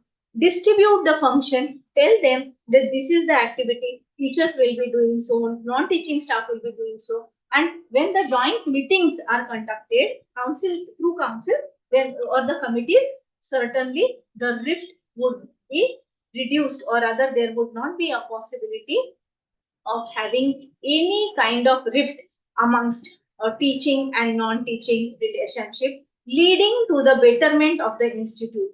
Ultimately, what will happen when there is a cohesive relationship, nobody is talking about each other in bad ways, there would not be complaints before the authorities. Further authorities or at the management level also, they will have a good impression that there is a cohesive atmosphere, there is a unity. And everyone in this August gathering knows that unity is strength of any institute. As like in the family, even in the society, as like in other organizations, even for the educational institute, united we stand strong. This is the notion which we have to keep it in mind, and the same reflects from the UGC's rather theoretical discourse that we are discussing right now, the rules that those have been framed for the code of conduct for the teachers. Now, it is not only the teacher and non-teaching, it is not only the teacher and student or teacher and colleague. The UGC has also provided emphasis on the teacher and guardian's role. Before talking about the content that is appearing on the slide, I would like to speak few words about guardians, teacher and guardian, or the guardians of the pupil at college level. Generally, it happens that till the time the child is in school, parents are anxious to know the development of a child. We are rather the teachers in the school, they communicate the development.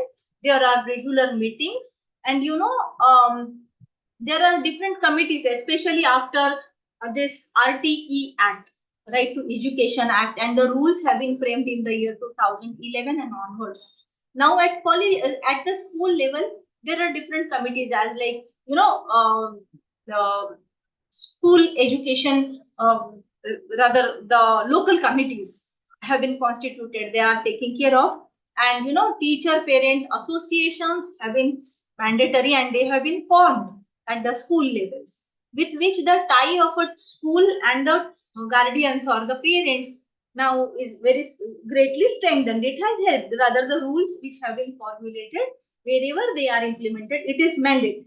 And hence, in the schools, wherever they are implemented, has led to the development of strong bonding between the parents and the educational institute.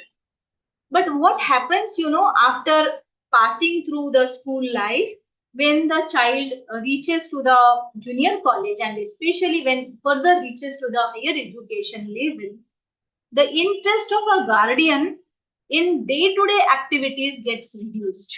Okay, maybe guardians, they are busy with their own activities, and they believe that now the kid had turned to be the adult person, and then would be able to manage everything. And slowly and gradually we find that educational institute and guardians bonding, as is expected and as it happens at a school level, that gets reduced. Okay, there is a break of or a hindrance is created, or rather there is no close connect. But then it is expected that even in the higher education institutes, in the colleges, there has to be good rapport with teacher and guardians.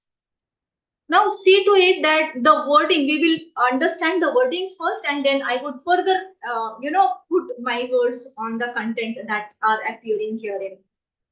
The teacher should try to see through teachers' bodies and organizations, which is inclusive of teacher and parent teacher meet. Okay, just an illustration I'm placing it before you.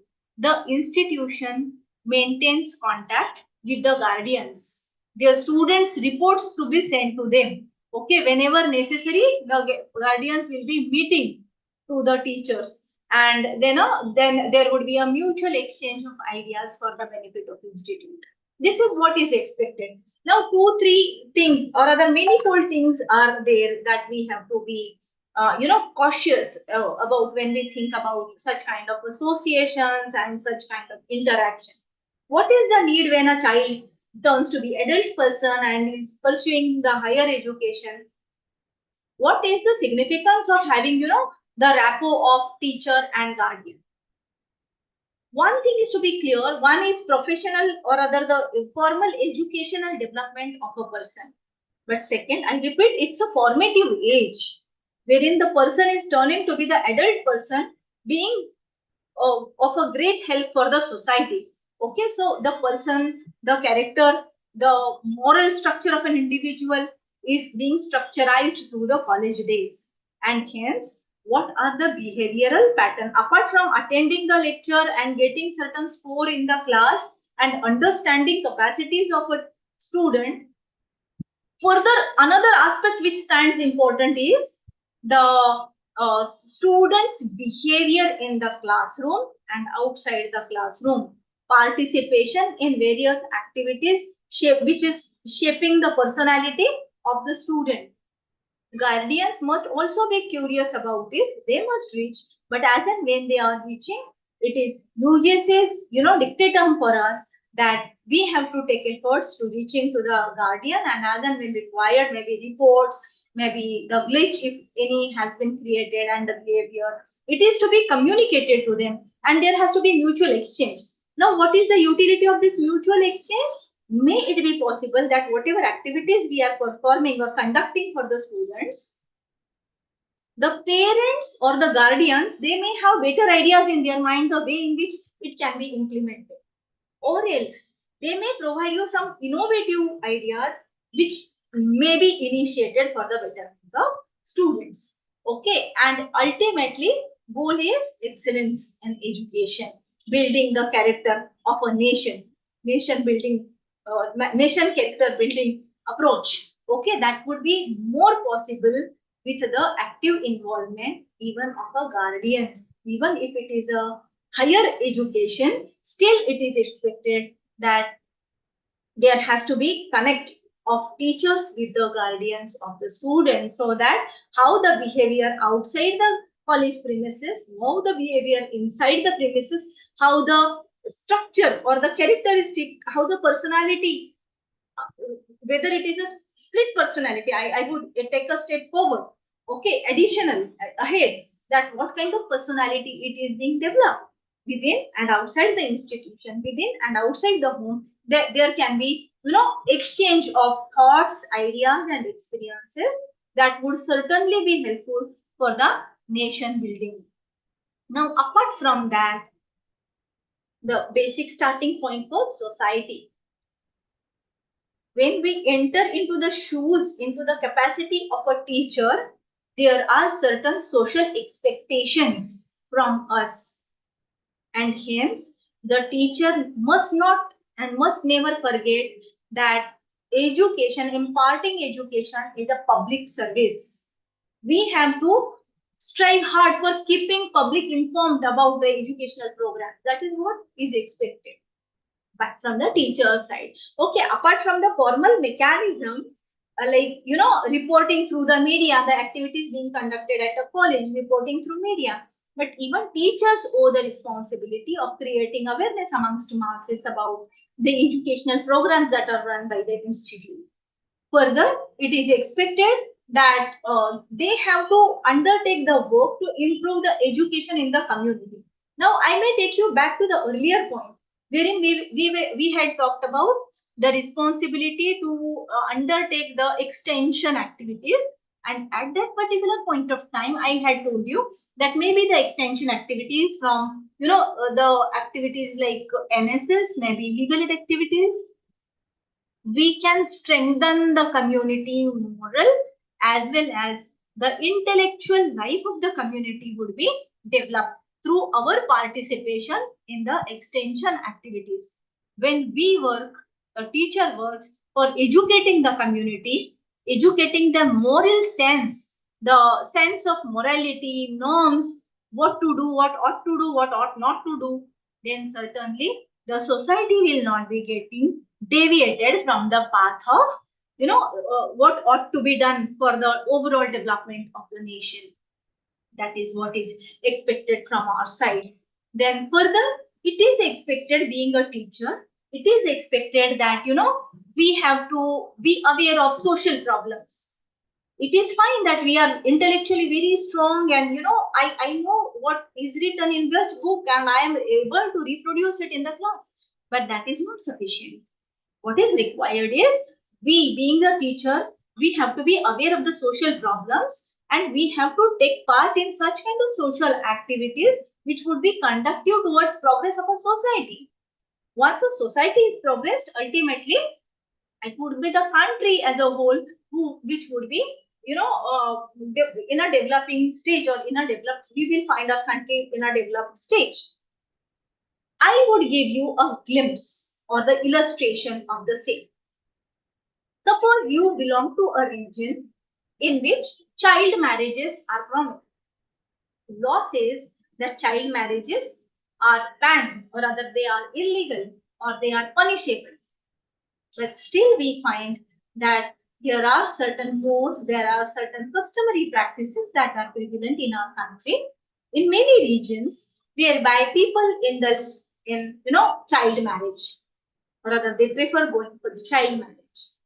Once you know, as a teacher, when you know that this is a problem which my society is facing, a peculiar feature of a particular region, you can create awareness amongst masses that this is wrong, this is illegal, this is the law, or rather this is the rule which is framed.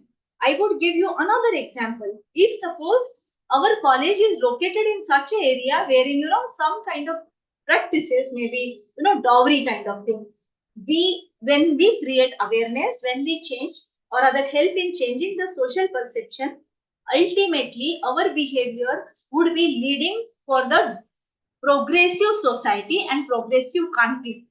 Now it is said, okay, I'm just reminded with this particular example, it came to my mind and I explained to you, but then I'm reminded with a pledge that we take during our childhood, okay, in schools, that India is my country, all Indians are my brothers and sisters, and there is some words like, I would try to abide by the customs and usages that are prevalent in my country.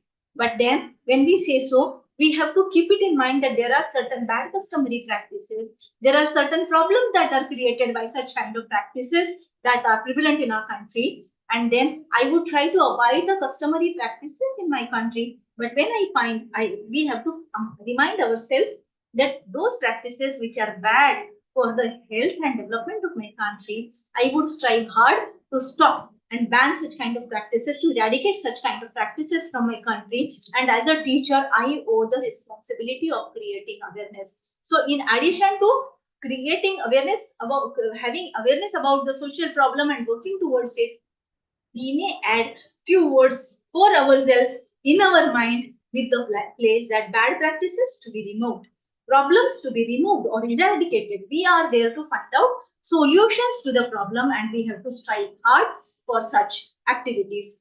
Okay, we must not forget that we are the citizens of the country, and hence whatever the duties as citizens we have to perform. We have to participate in the community activities. We have to shoulder the responsibility of the public offices. Whatever task is assigned to us as a public office, as a part of public office, we have to perform that. Where as and when the nation needs our services, inclusive of, okay, I am just tagging it, maybe election duties. We are trying to escape, but who will perform that? Getting it? So as and when, as a citizen, my services are required to my nation, I am duty bound to provide, because ultimately our help, our assistance will be considered to be of help towards striving hard for the democratic process that we expect us to happen in our own country. Okay, we have to refrain from subscribing or assisting in any activities that tend to promote the feeling or of hatred or enmity amongst different communities. We must not indulge in such kind of activities, either hatred amongst communities or religions or the linguistic groups. And I would add to it regionalism. We have to refrain from all those activities which would create threat to the cohesive, peaceful, and nurturing atmosphere of the institute, thereby creating threat to the national integration, because it is the responsibility being shouldered by us. In nutshell, we have got certain ethics. We have to have a loyal towards our duties. We have to be punctual when we enter the institutional premises and the class. We have to have the dutiful approach. We have to respect for the profession. We have to have the respect towards institution and co-staff, because we have talked about colleagues as well as non-teaching staff. And we must have certain strict formulas while behaving with the students, while having the relationship, and we also must have very straightforward approach. Okay, cunning approach in a teaching field does not suit. And at the very important aspect is truthfulness, that our profession requires us to be truthful towards our task, our job, and the duties that we are expected to perform. While concluding, I would like to say that, dedication and motivation, it is intangible. I repeat, actually, I had started my presentation or my discussion with the same point, though it was not active in the slide, that when we say that a teacher is very dedicated, motivated, that cannot be counted, that cannot be touched, that cannot be sensed, and hence we are saying that it is intangible. But when you, throughout your career, when you dedicatedly work, when you motivate others to, flow in the same flow of, development, then the outcome and the impact that would be created, that would certainly be tangible. Okay, ultimately we have primarily and ultimately, since beginning till end, we have to keep it in mind that our responsibility is to shape the future of the students. Participative learning process is must for, and all we have to strive hard for the all-round growth of the children, that is students, as well as we are duty bound to contribute towards the development of our institution, leading to the development of our community, our region, and ultimately we would be reaching the goal of development of our own nation. So I wish you all the best for your future academic and research endeavors. I hope that we all would be devotedly working for our institute. We would be devoting our time for nurturing ourselves, our personality, which would be helpful in shaping the personalities of the students. I hope whatever I could communicate within a short span of time of maybe 250 minutes are over, during which whatever I could communicate it to you is clear to everyone. If you have doubts, if you want to share something, floor is ours. So there may be open discussion for some time, or the question answer sessions also may be possible. Thank you for the patient listening. Yes, ma'am. The session is open for question and answer. Participants can ask the question. Ma'am is here for our doubts. Okay. Not only the question answers, if you want to express certain things which we have discussed, rather the points which I have initiated, if you want to share some experiences, that would certainly be enriching for other participants. So it would be most welcome, sharing of experiences as well as doubts. Thank you.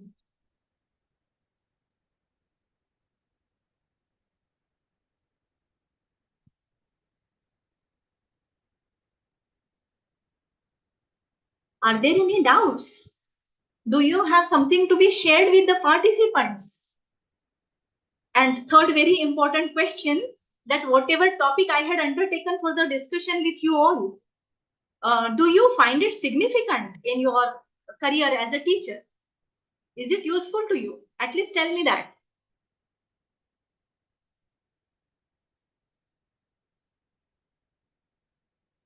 Then I must ask, are you there in the class? Yes, ma'am. Yes. So do you find the content? Yes, ma'am. Yes. Yes. Yes, ma'am. It's useful for us. Okay. Anything to be added? Sharing of experiences? If you have any queries?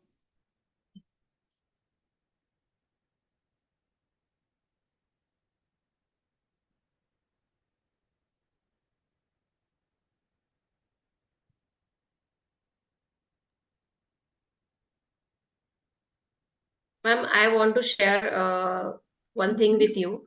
Yes. Actually, I myself as a teacher, I'm introspecting myself now that what is काय कमी होत आहे माझ्याकडून किंवा काय develop करायला पाहिजे as a teacher.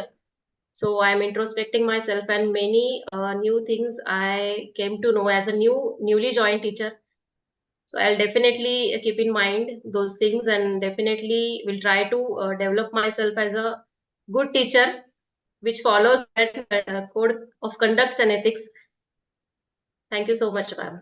Thank you. Thank you. That is I That's want to the share. outcome which I was expecting.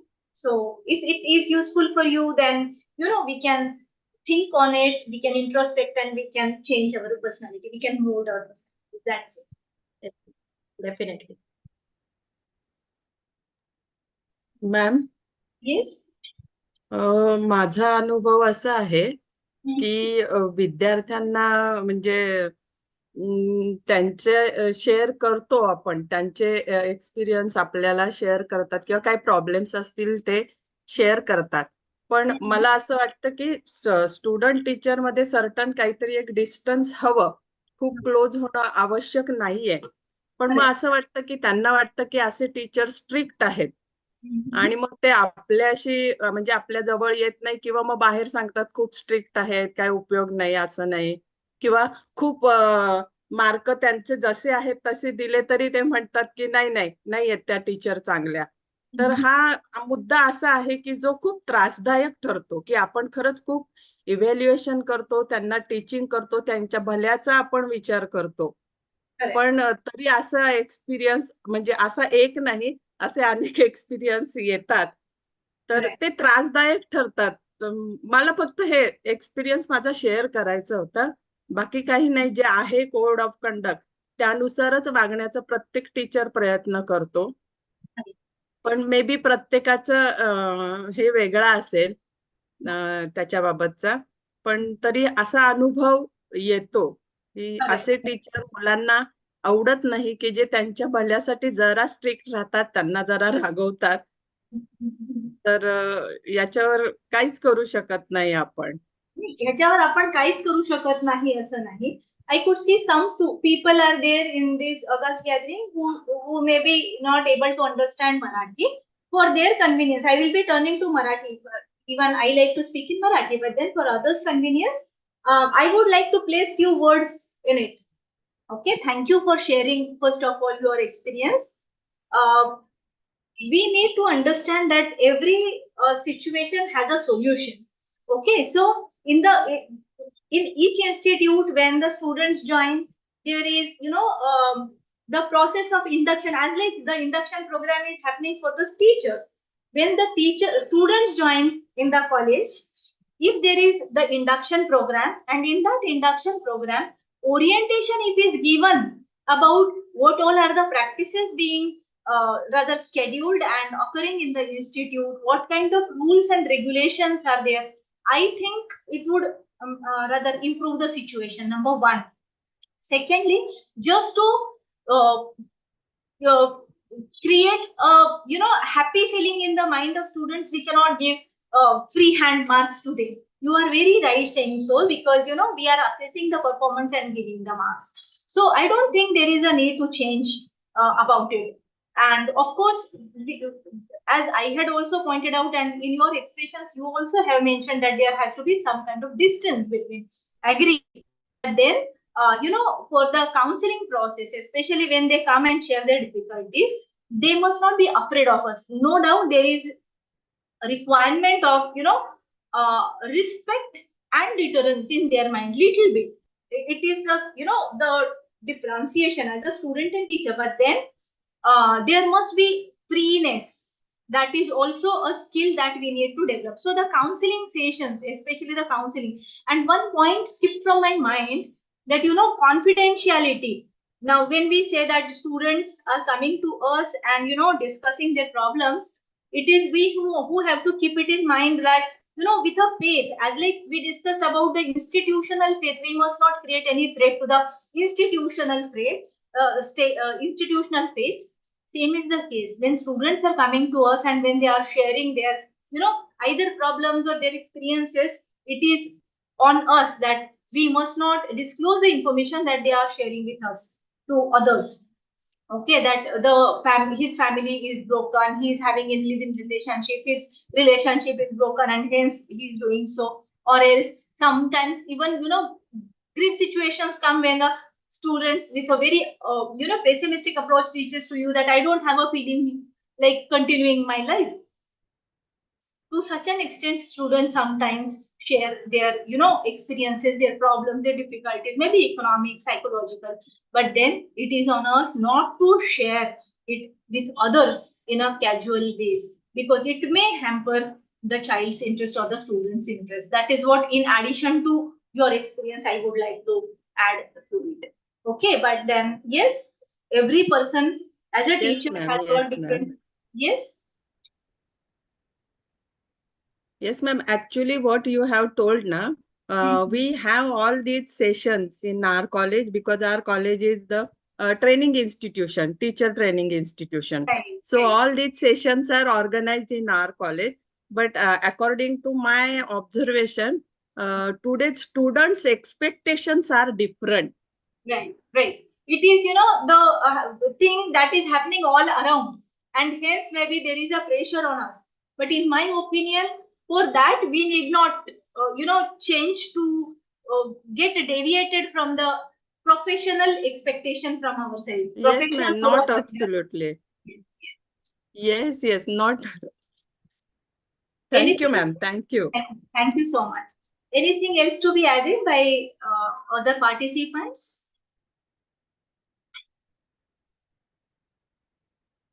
कोणाला काही शेअर करायचं असेल मराठीतून हिंदीतून, you can, because the session now is over, but then if you want to share something, if you want to add the content, you are free to do that in either Hindi language will do, and even if not possible, then even in exceptional situations you will do that.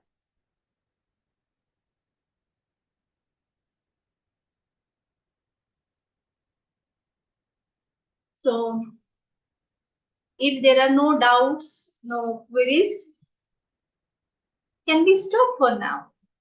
I will see to it that the set of rules which I was talking about, I would hand it over to the authorities of your training center and Dr. Babasaheb Ambedkar Marathwada University authorities.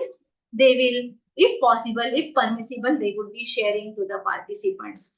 So before ending, I again thank the Malavia Teachers Training Center for inviting me to have interaction with the participants of this orientation or the induction training program. Thank you for the patient listening. Let us stop for now. Thank you. Yes, ma'am, let me express my vote of thanks. Yes, it has been almost 3 hours without break. Ma'am have guided us about a very informative topic, that is Teachers Code of Conduct and Ethics. I extended my heartfelt gratitude to Dr. Aparna ma'am for her enlightening session on the Teachers Code of Conduct and Ethics. Her insightful discourse has shed light on the profound responsibilities and ethical standards that educators must uphold. We are immensely grateful for her time, efforts, and valuable knowledge she has shared with us today. Thank you so much, ma'am, for your inspiring and thought provoking presentation. Thank you, all the participants, for listening so patiently and asking questions to ma'am. It has been a wonderful session, and with the permission of organizers, we can end the session. Thank you. Yes, Sneha ma'am. Thank you, ma'am. Okay. So I will Thank be you, ma'am. okay. We'll be in touch through the officials. Thank you. Yes, ma'am. Thank you so much.